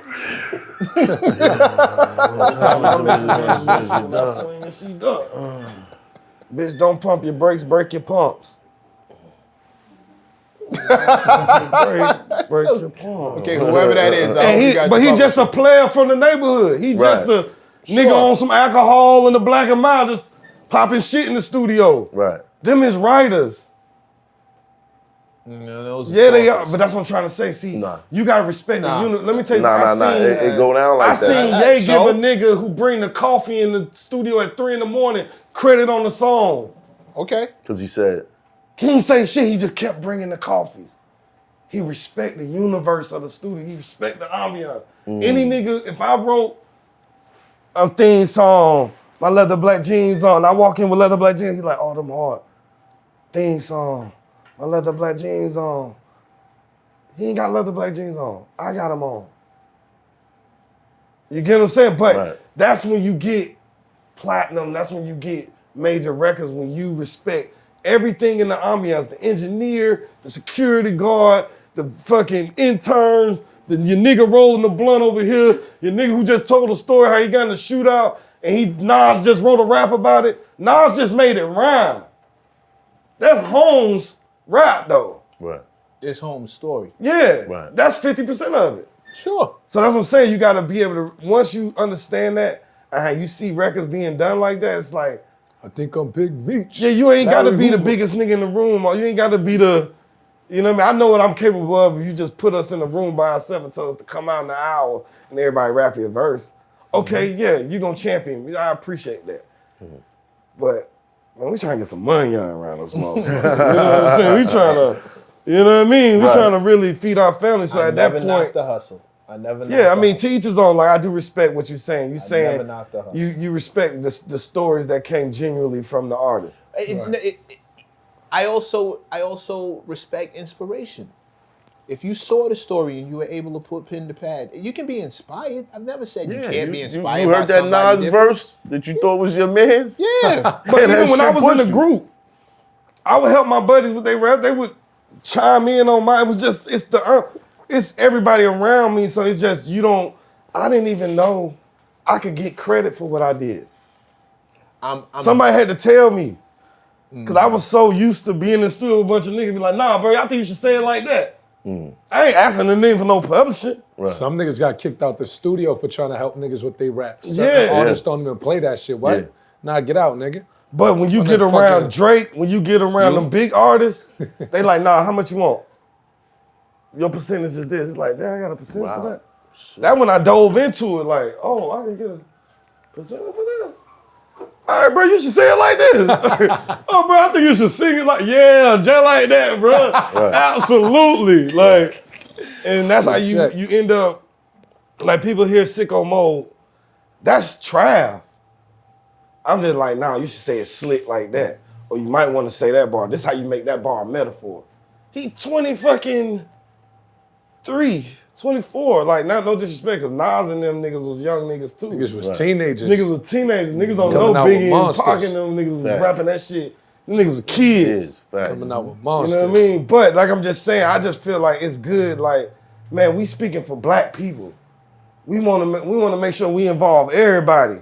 We want to make sure we get a little bit from everybody. So when we present this shit, yeah, Adele, we outsold you. Sam Smith, we outdid your motherfucking ass. Whatever little country songwriter, we outdid you too, bro. And they in there with 20, 30 people.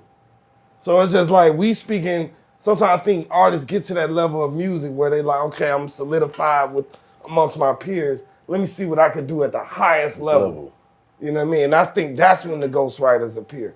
I don't think a lot of people have ghostwriters when they come up on their first few albums where you learn to love them. I think it comes around when now you got different businessmen, you got fucking 20 different properties you got to go to today. It's like, Yeah, I don't. that's how Ye was. Like, Ye was just doing fashion. I'm just in there like, what you say, bro? I might want to say this on the song. All right. And let's figure out how to say this real fast. Right. He trying to put together this shit that's going to get us out the music industry.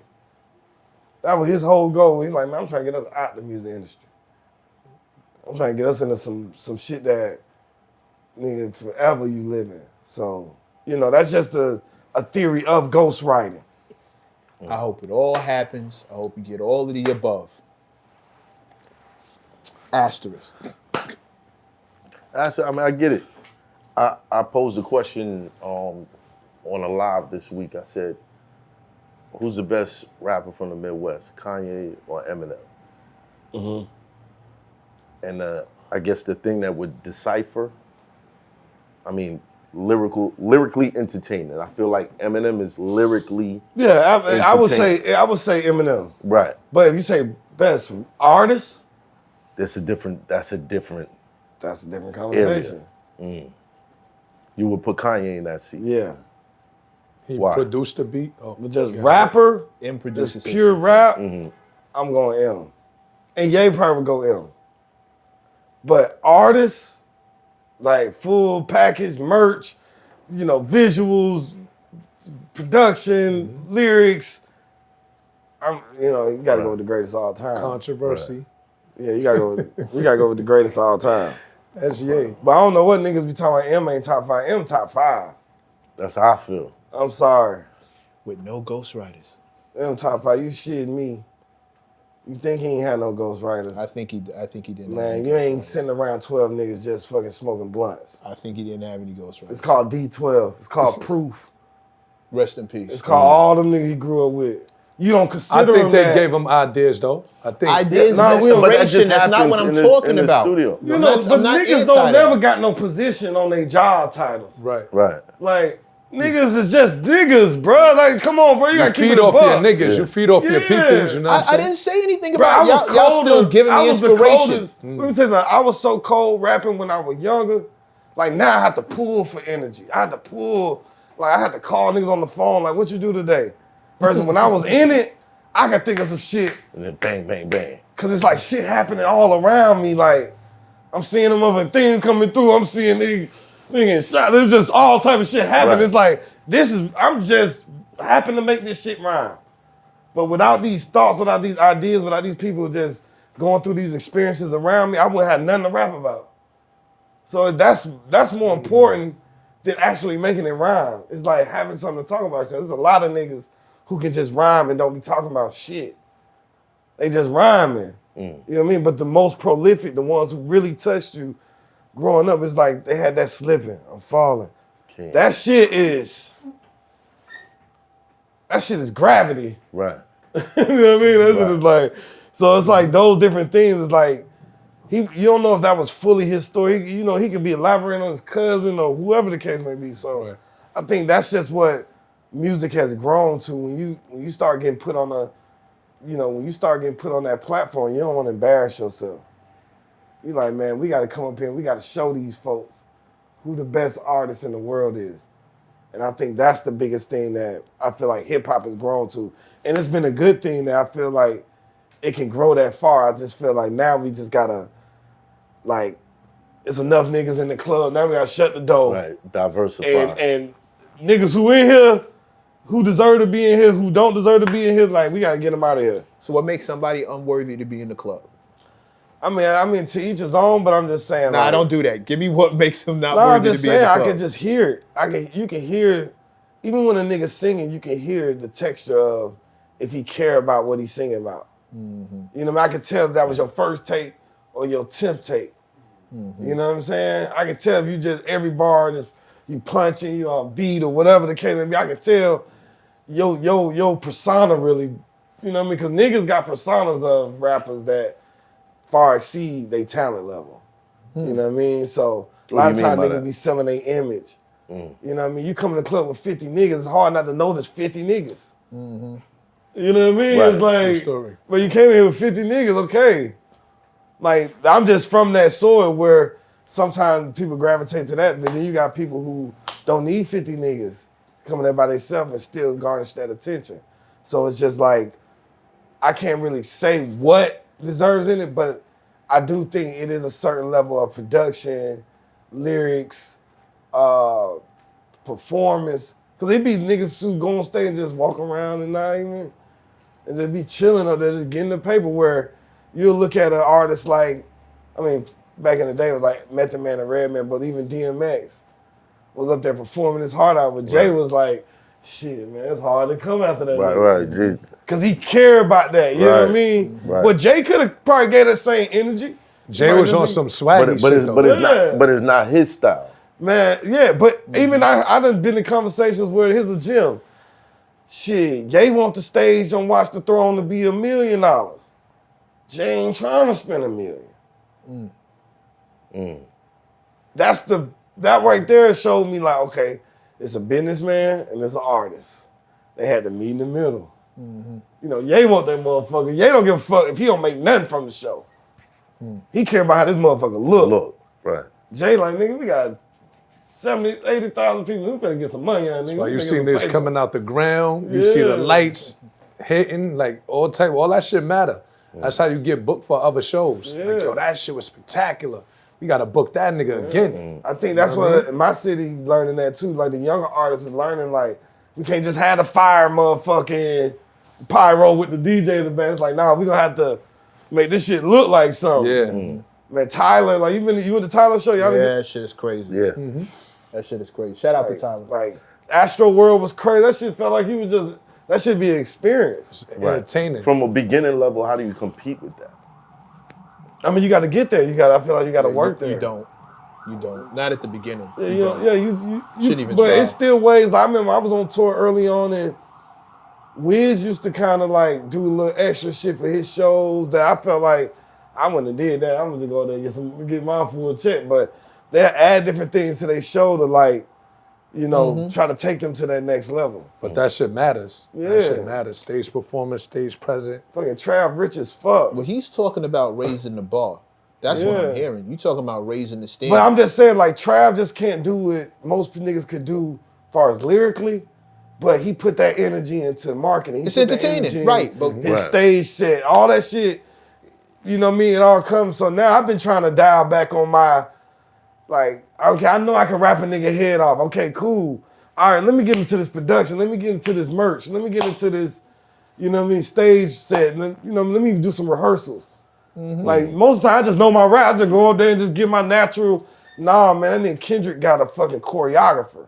Nigga, your body look the best like this.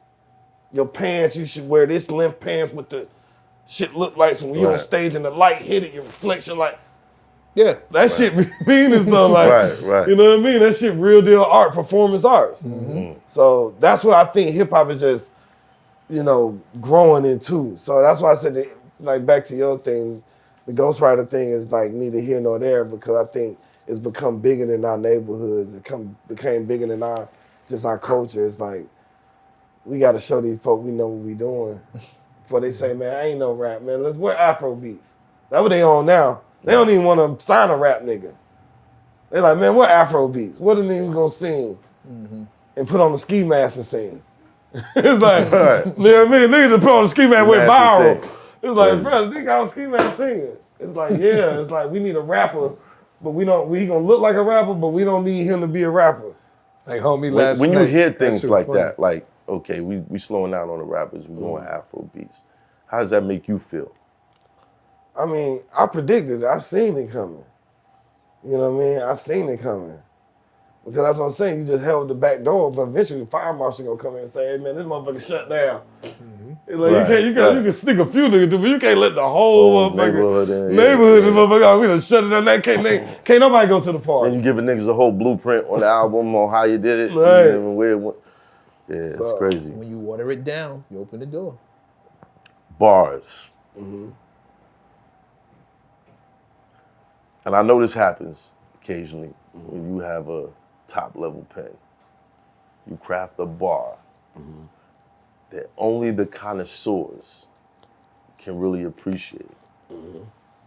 Are there ever moments where you lay one of those bars down and you come out the booth and you're like, who got it? Yeah, I ain't giving it away. You ain't giving it away. I'm gonna You tell ain't you. gonna tell them. I'm gonna tell them to find something else.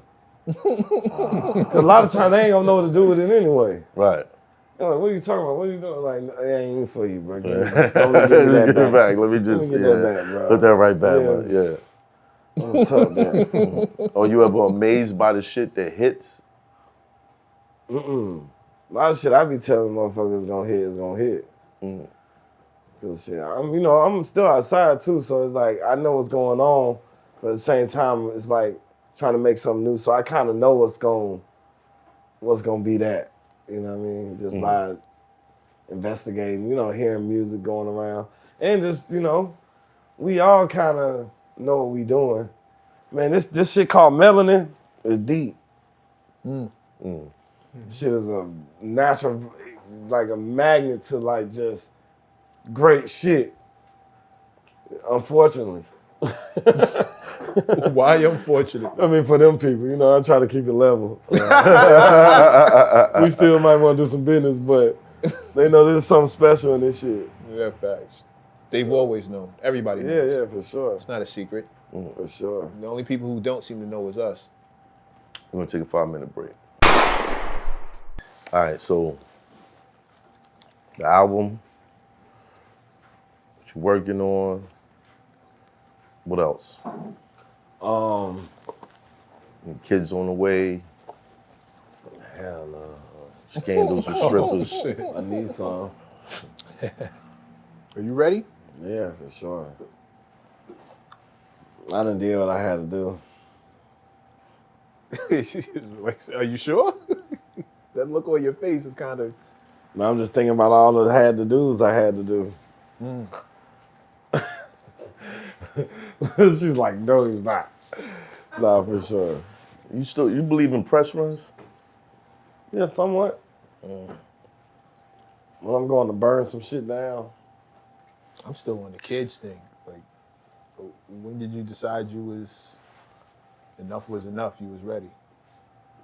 I mean, you want to have yourself right mentally. It's all the way around the board. Gotta take it serious. It ain't nothing I'm just like, finna just be having kids and shit. Like Nick Cannon. Yeah, like I ain't. I get what Nick is doing. I kind of get it. You know what I'm saying? Like, you got all them kids. You got the resources. Make sure they have the best education.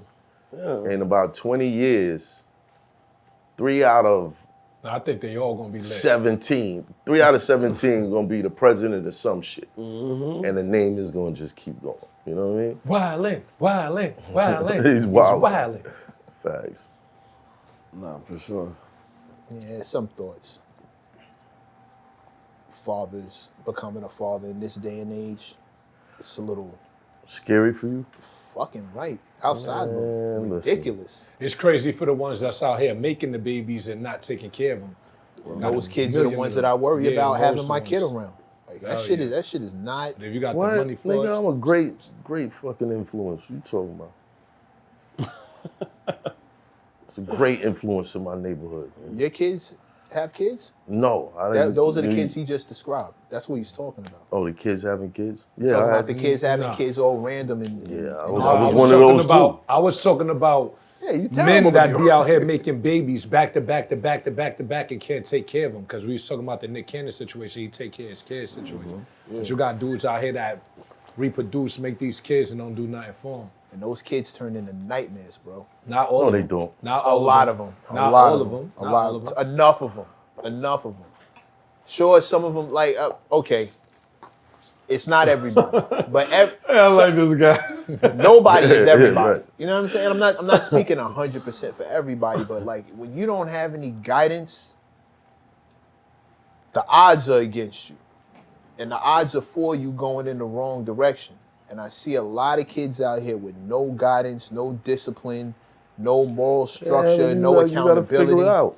Yeah, but figure in it the out. meantime, somebody get hurt while you figuring it out. Like you hurting people while you Survival of figuring the this shit fittest. out. All right, cool. When you on the other end of that, it ain't all good. And in the meantime, bringing a kid into this world, that shit makes me nervous. I'm not saying it's impossible, but it ain't nothing I'm like you said, just doing randomly. That shit sounds strange. The only thing that made me nervous is the mothers. Dead ass, bro. Dead ass. You gotta know who you putting them seeds in.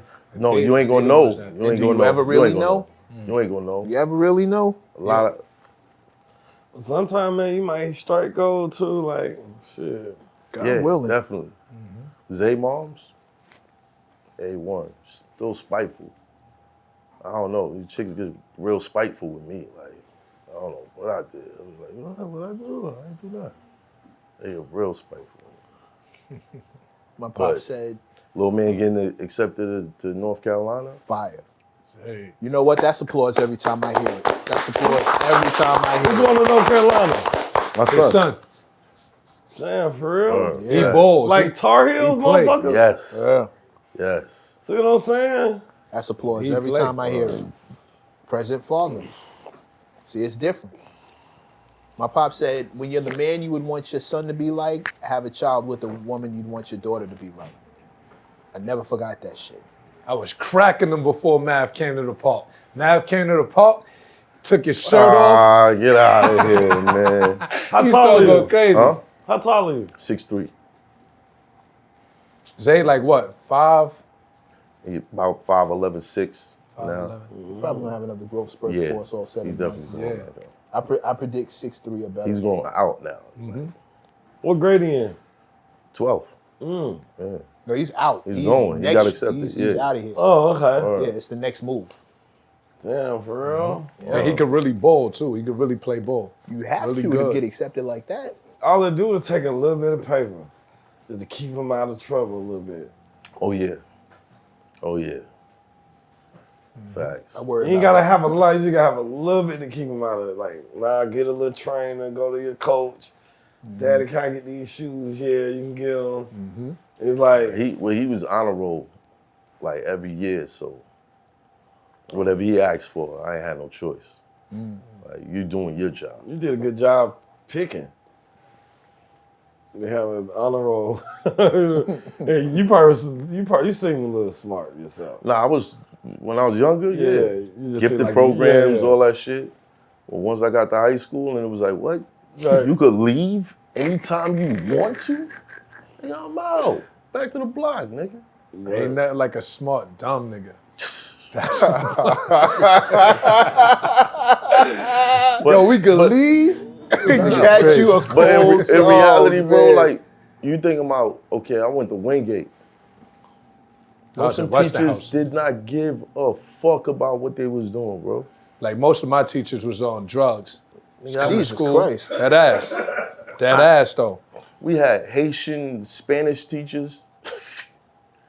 It was like, yo, That's like what? you Flatbush learning area. Spanish from somebody with a heavy Haitian accent. Like, my Puerto Rican friends is in the room, like, I don't know what the fuck this nigga said. Yeah, Wingate is like a lot of West Indians in that neighborhood. So that's Yeah. probably why Nah, they was some of the hiring. teachers ain't give a fuck, bro. Like, I got kicked out the same year that I got nominated for Y'all had Student jerk of the chicken Year. for lunch in that school? Nah, come on, man. I just think like they need to change like the school system. What do you, They hire anybody you're teaching nowadays. these kids a whole bunch of shit that they're not gonna take with them through life. You're not developing what they're good at a young age. You know what I'm saying? Like they don't have enough access to shit that's actually going to become a job. Some of the teachers is models. They You know what I'm coming saying? through with the Coke bottles. Because Kids is like it'd be distracted. It'd be like you teaching them some shit that they might not even get that far. Right. Like you gotta teach kids. Like they was talking about how going to trade school is even better. Like Right. learning the trade right now is like Right. motherfucker making 100, 150 a year just plumbing or electrician. Yeah, some shit like that. Niggas don't want to do it or That's called job call. yeah. That was my sister went growing up. It's job Job call. call. People was dropping out of school going to job call. You gotta have the right.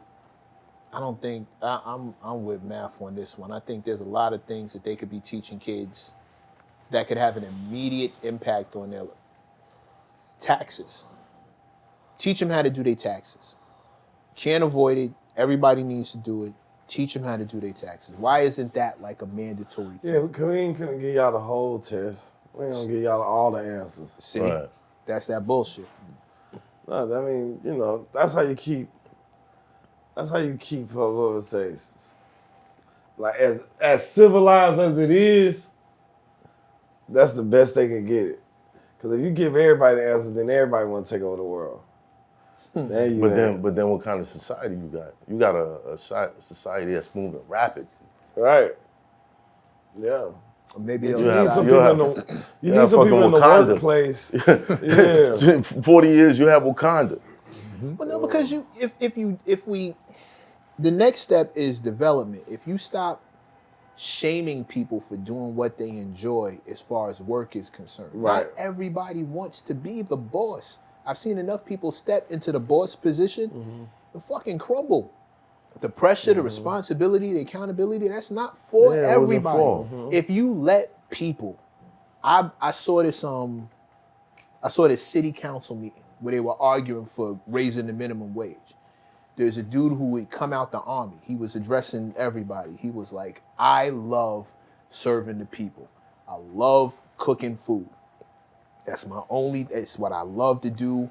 I got a job over at Popeyes. I love frying chicken. I love serving the people. I love to see people eating and enjoying my food. That's what I want to do. I don't need to own it. I don't need this. I don't need that. The minimum wage needs to be higher because I'd like to be able to make a living doing what I love and what everybody seems to need. That's all I'm asking for. There are plenty of people just like bro. I like making watches. I like making shoes. I like stitching clothes together. I like there are people who are content in their roles. And if we stop shaming them, oh, you bum ass nigga, you got a job, you got a 9 to you ain't a hustler, you ain't trying to be a boss. Like, nigga, what if that's not him or her? What if they just like what they do and that's cool? Stop shaming people because they dig the shit they do. I make lemon pepper wings, I bread them, I fry, people love them. That's my shit. I serve one. He wanted one of those. I gave one to Gap Murder. Cyhi The Prynce ate my was I just eating picture one. Mec in the Popeyes joint, like, just smiling his ass off, just frying chicken. We would have just told him like, When yo, I was Mec, when I worked in the deli counter, it was a good time. I cut my finger. But when I was that was a good time. when I did the job, I was back there. I knew what I needed to do. It was structured. I knew when the money was coming. It wasn't that serious. My ambitions weren't further than that at that time. Mm-hmm. People would try to shame me. Oh, you work at the fucking deli counter? This nigga work at the deli counter. You can't beat me in a fight, and I don't give a fuck what you think. So what are we talking here? Like, none of that matters. I was fine. You dig? Mm-hmm. The fact that somebody would try to shame me for having a job that I was cool with, that's whack. corny. They probably was broke as hell. I think if we stop doing that shit, then you have people who are cool with doing this job, cool with doing that job. Most people want out of those jobs because you can't afford to live off them. That's the biggest problem. They can't afford to pay their rent. When in the same respect, you think we should stop number shaming artists? Number shaming? Yeah, like first week sales, you only did this. Yeah, because I think sometimes like I almost want to be like, how long can you listen to a nigga album? Do albums even make sense in Like, excuse it was a Kodak album I still listen to this day. I ain't heard another one. That's just my favorite album from him. And I listen to that shit all the time, at least once a week. Right. Which one is that? Which one is the one with the red one? What's the name of it? What's shit. the red one? I can see it. I can see it in my head. Resurrection and like. Is that it? Hold on. That's the best. Kodak got an album called Resurrection? Oh, he got an album. It's the red. Resurrection. Yeah, look, just Kodak Black. Dying to That Live. flew over everybody's head. What is that? What is it? Kodak. Like he a special one. Like if niggas dying to live, if niggas Dying like, to live. I be mad that nigga keep getting locked up. That nigga cold, bro. Dying to Live. How you managed to stay out of trouble? Who, me? Yeah, with your background, it's almost like you attract trouble. Nah, damn, bro. Why would you say that? Yeah, right? That was That was harsh. ill, right? You attractive. Your background You come from a lot of rough areas. sound like something I the know what detective he would tried to say. say. I know what he tried to say, but it just came out wrong. Right. Maybe I said It that a sounded little real bit. detective-ish. Maybe I said that a little. Oh, well, you know what? Because Yeah. from a listening to the story of a dude with a background like yours, all I've heard is positive steps surrounded by negative circumstances, so to speak. I didn't hear you trying to do nothing wrong. I just hear like you're around ill shit. Yeah. But I thought that was everybody. I mean, I just thought it was like something everybody did. There's plenty of people who go looking for trouble. Tons of people who go But you looking got for trouble. like, if you being a rapper, you being like, to have the confidence to be a rapper, you're gonna end up in some shit anyway. Cause you gotta go to the places where like Yeah, because confident now people are. niggas Like, gonna try to test you and see if you really like that. yeah. Shit you rapping about. But I remember when I was Really early like on, that? I rapping, my niggas was like, man, they were mad that they was trying to get me to get into more shit. Like, you gonna represent us, you got to be on this. No. And you can put that in your raps, No. nigga. Yeah. But you know the Or craziest you thing punch him in the is, face right now. I told nigga, Kanye- you got the juice. the niggas I was with, a lot of them was from the Midwest. And when Kanye first came out, I was like, see, told y'all. Nigga can rap about something other than the shit that we just doing around here. Like this, Right.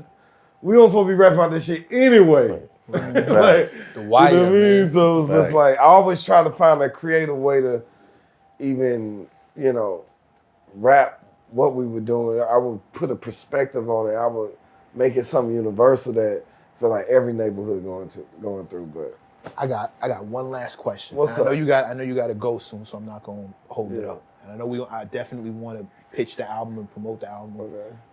With your album coming out, Cat Williams kind of opened a nice little floodgate when he talked about the cliques and how people get sidelined, some people get shelved because they don't play the game. Right? It's universally acknowledged how talented you are.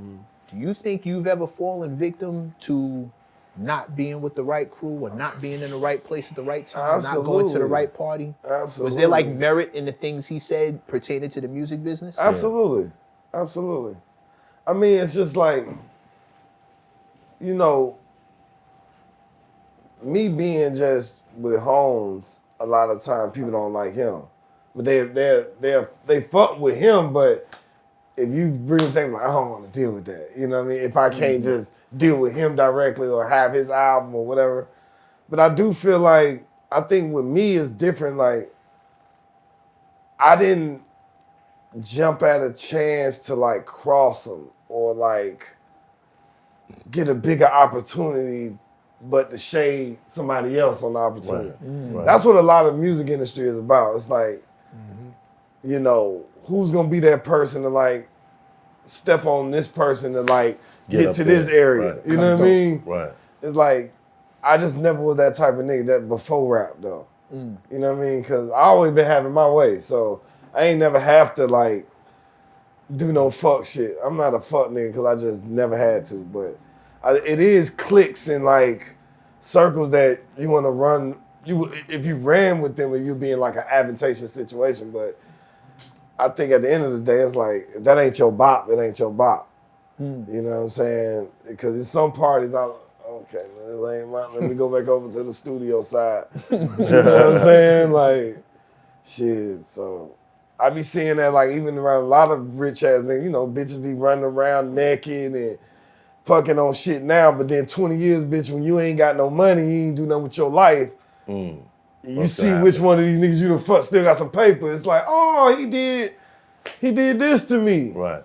No, I ain't touching shawty. So it's like, I see a lot of that shit going on in like some of these weird parties, like how, you know, 20 years later, a motherfucker be like, nah, he did this to me. But you were with it at that party. Right. And me, I just be sitting back looking like, these girl, like, if these the same bitches who was around Cosby. Right. These hoes going. Fact. You know what I mean? But, you know, so it just be like, I think that's the only thing click. It's like real, like, now, like Kat saying, like, if you don't go participate in that party, when it's time for them to choose whoever, whatever role or whatever, you know, situation, is like, I'm gonna go with the person who kicking it with me at the party versus like this dude that, you know, I don't really have a relationship with. So in that sense, yeah, it do go like that. Are you where you want to be, career-wise? I'm not satisfied. I'm blessed to be where I am. You know what I'm saying? But not content. Nah, cause I seen too much shit.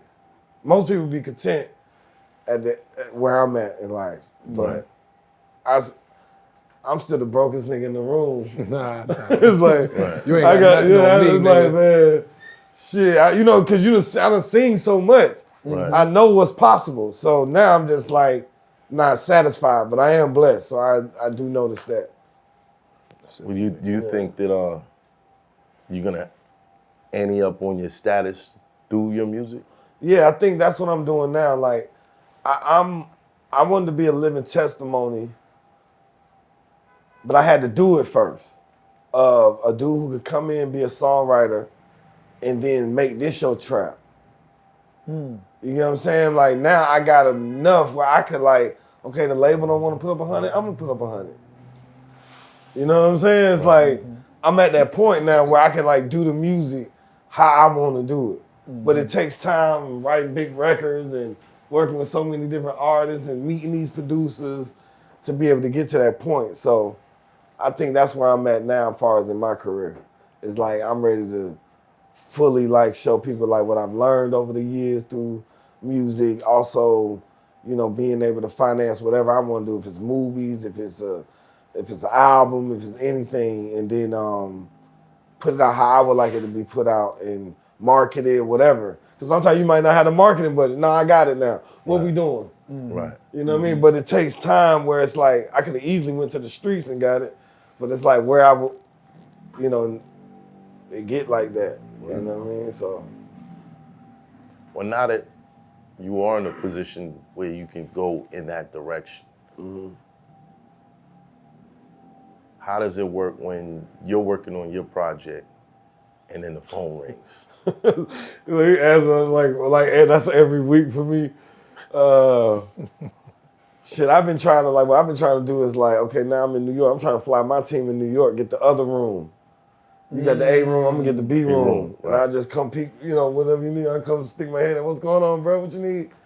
You know what I mean? Then go back to the other room. So that's why I've been on lately, just trying to move my team to wherever I'm going because don't say unfortunately. Fortunately, I work with the biggest artists in the world.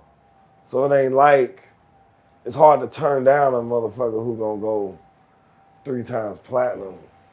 And they influencing the culture. I'm around the Beyoncés, the Jays, the Rihannas. It's how do you tell them no? No, you know what I mean?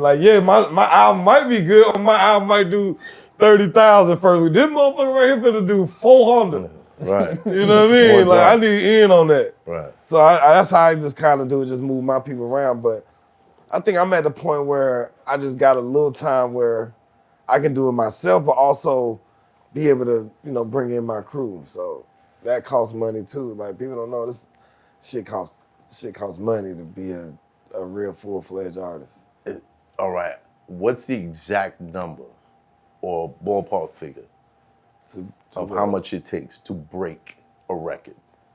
Since you've been in the industry for so long, It depends. It's what you living off. You got street records that's gonna cost more. Cause I done seen dudes that records ain't dope, but a nigga gonna put enough money up, they gonna make it dope. Right. They gonna make it a real record. But it's you got guys I try to tell people this you got records let me say for example, 'cause I don't wanna make it feel like I'm bashing on artists. But you got street rappers that okay, rest in peace. Young Dolph say he put up $1 million to break a record. Tyler, the Creator, probably didn't spend $1 million on his whole album. And he's doing 60,000. You know what I'm saying? Right. So it's it's almost how you want your career to go. So right. it's different ways you can do it, but a good number, I would say, man, you might need for your album, you might need a cool 100. For marketing, you might need a cool, to make yourself to get on the radar, you're gonna need at least 250 in marketing. $250,000. $250,000. That's the exact number that keeps coming up. $250,000. You're gonna need about 250 to get on, to know if motherfuckers like you. Right. Because enough people can see you with $250,000. You know what I'm saying? So you said 100,000 on the album. What's that going to? But see, that's on the low end. For me, it's gonna cost me more because I like samples. You know what I mean? Now, if you just a normal street artist that's just, you going off original beats, you might be able to do it with about 50 for the production, 50 for studio time, or whatever, 75, 25, whatever you wanna bust that 100 down. That might work. Yeah. But for marketing, you need about 250. Clearances. Yeah, all that's in that what I'm saying. If you use samples, you're gonna need another quarter. What's the most you've ever paid to clear a sample? Shit, 16,000. 16,000. Shit, one of them was 22,000 before I found out. I think 22 was the highest that I had to pay. I can't remember what song, but yeah, they gon'. They still get points off of that? Mm-hmm. Mm-hmm. All through. Some of them will demand a part of your publishing. If you use a master copy, so if you actually sampled the record. Now, if you replay what they doing, they probably not gonna charge you nothing. They just gonna want a percentage. That's different. That's different. That's why niggas redo it, remake it. Yeah, that's why a lot of people remake it. Interpolation, you bring in somebody to play it original. Sometimes if you got their it's not voice, the same. Yeah, don't have that same feel. But you need a half a ticket. You need to have a ticket for real. Half a ticket. Just to break yourself as an artist. But unless you're gonna do some monkey shit. Nah. I ain't gonna When you say monkey shit, what's monkey let me shit? take that back. It ain't monkey shit. Right. But if you gonna dance or do some funny shit online or go viral, I better not see you dancing, man. I never, son. Nah, son. No, but that's part of our culture, so that's what I'm saying. I ain't gonna say If somebody else should do it, bro. But you know, if you're gonna do something that's gonna catch on TikTok or something, I'm just not a TikTok, Instagram kind of nigga. That's for the kids. Right. Nah, it's You'll for- be it's for surprised. whoever, yeah. It's for whatever you marketing, but certain shit just like you gotta have whatever your integrity of your restaurant is or your brand. You know what I mean? So, but I think like anywhere from 250 to 500, if you want to break yourself as an artist, like I said, sometimes people get lucky and get a hit record and you know do their thing that way. But most of the time, it's gonna take about a half. That's DJs, tours, merch. Nah, ain't none of that. Nah. That's none of that involved? Nah. That's Who not. were the tastemakers Who are the today? tastemakers? Yeah. So like back in the days, New York artists wanted to get his record broken. He would go to a Flex. I think you guys are like, these platforms are the tastemakers. But we ain't had these back then. Yeah, but I'm saying Right, but now, now- Let's talk about now. now you guys are like the tastemakers. Like, an artist can do a dope press run, like, for example, Simba. Salute to Simba. Yeah, that's my guy. Yeah, He good just dude. did what he's supposed to, but the thing is, he can rap. Well, Really great. very well. Like, he ain't got to spend $1 million. The nigga who got to spend $1 million is the nigga who can't rap. You know what I mean? Shout out to Simba. As they should. We need a part 2. For sure. Yeah, we had a verses in the studio. A versus? Me and him. Yeah. No way. Yeah, facts. Facts. Damn, I Shiggy should've- started dancing to one of his records and I lost that rap. I lost that rap. But nah, that's the No, homie. for sure. That's Yeah, the that's homie. my guy. man. Word. Yeah. Love that guy. After 7. All right. No Dope on Sunday. What's next? Stories of Mr. EGOT. Stories of Mr. EGOT. Mr. EGOT is my alter ego. You know what the EGOT is? Yes. It's an Emmy, Grammy, Oscar, Tony. Right. So it's the 4 most Coveted prolific. awards in entertainment. Correct.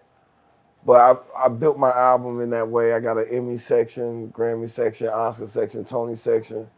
And I want to kind of, you know, just show more sides of like the visual side of me, production side of me, screenwriting side. So I just added this like concoction of fucking experiences, but I approached them differently. So in the Emmy section, it's very short. Feel like you flicking through a TV, going to different songs. The Grammy section is super grand, shows dope musicality. Oscars is me writing my stories.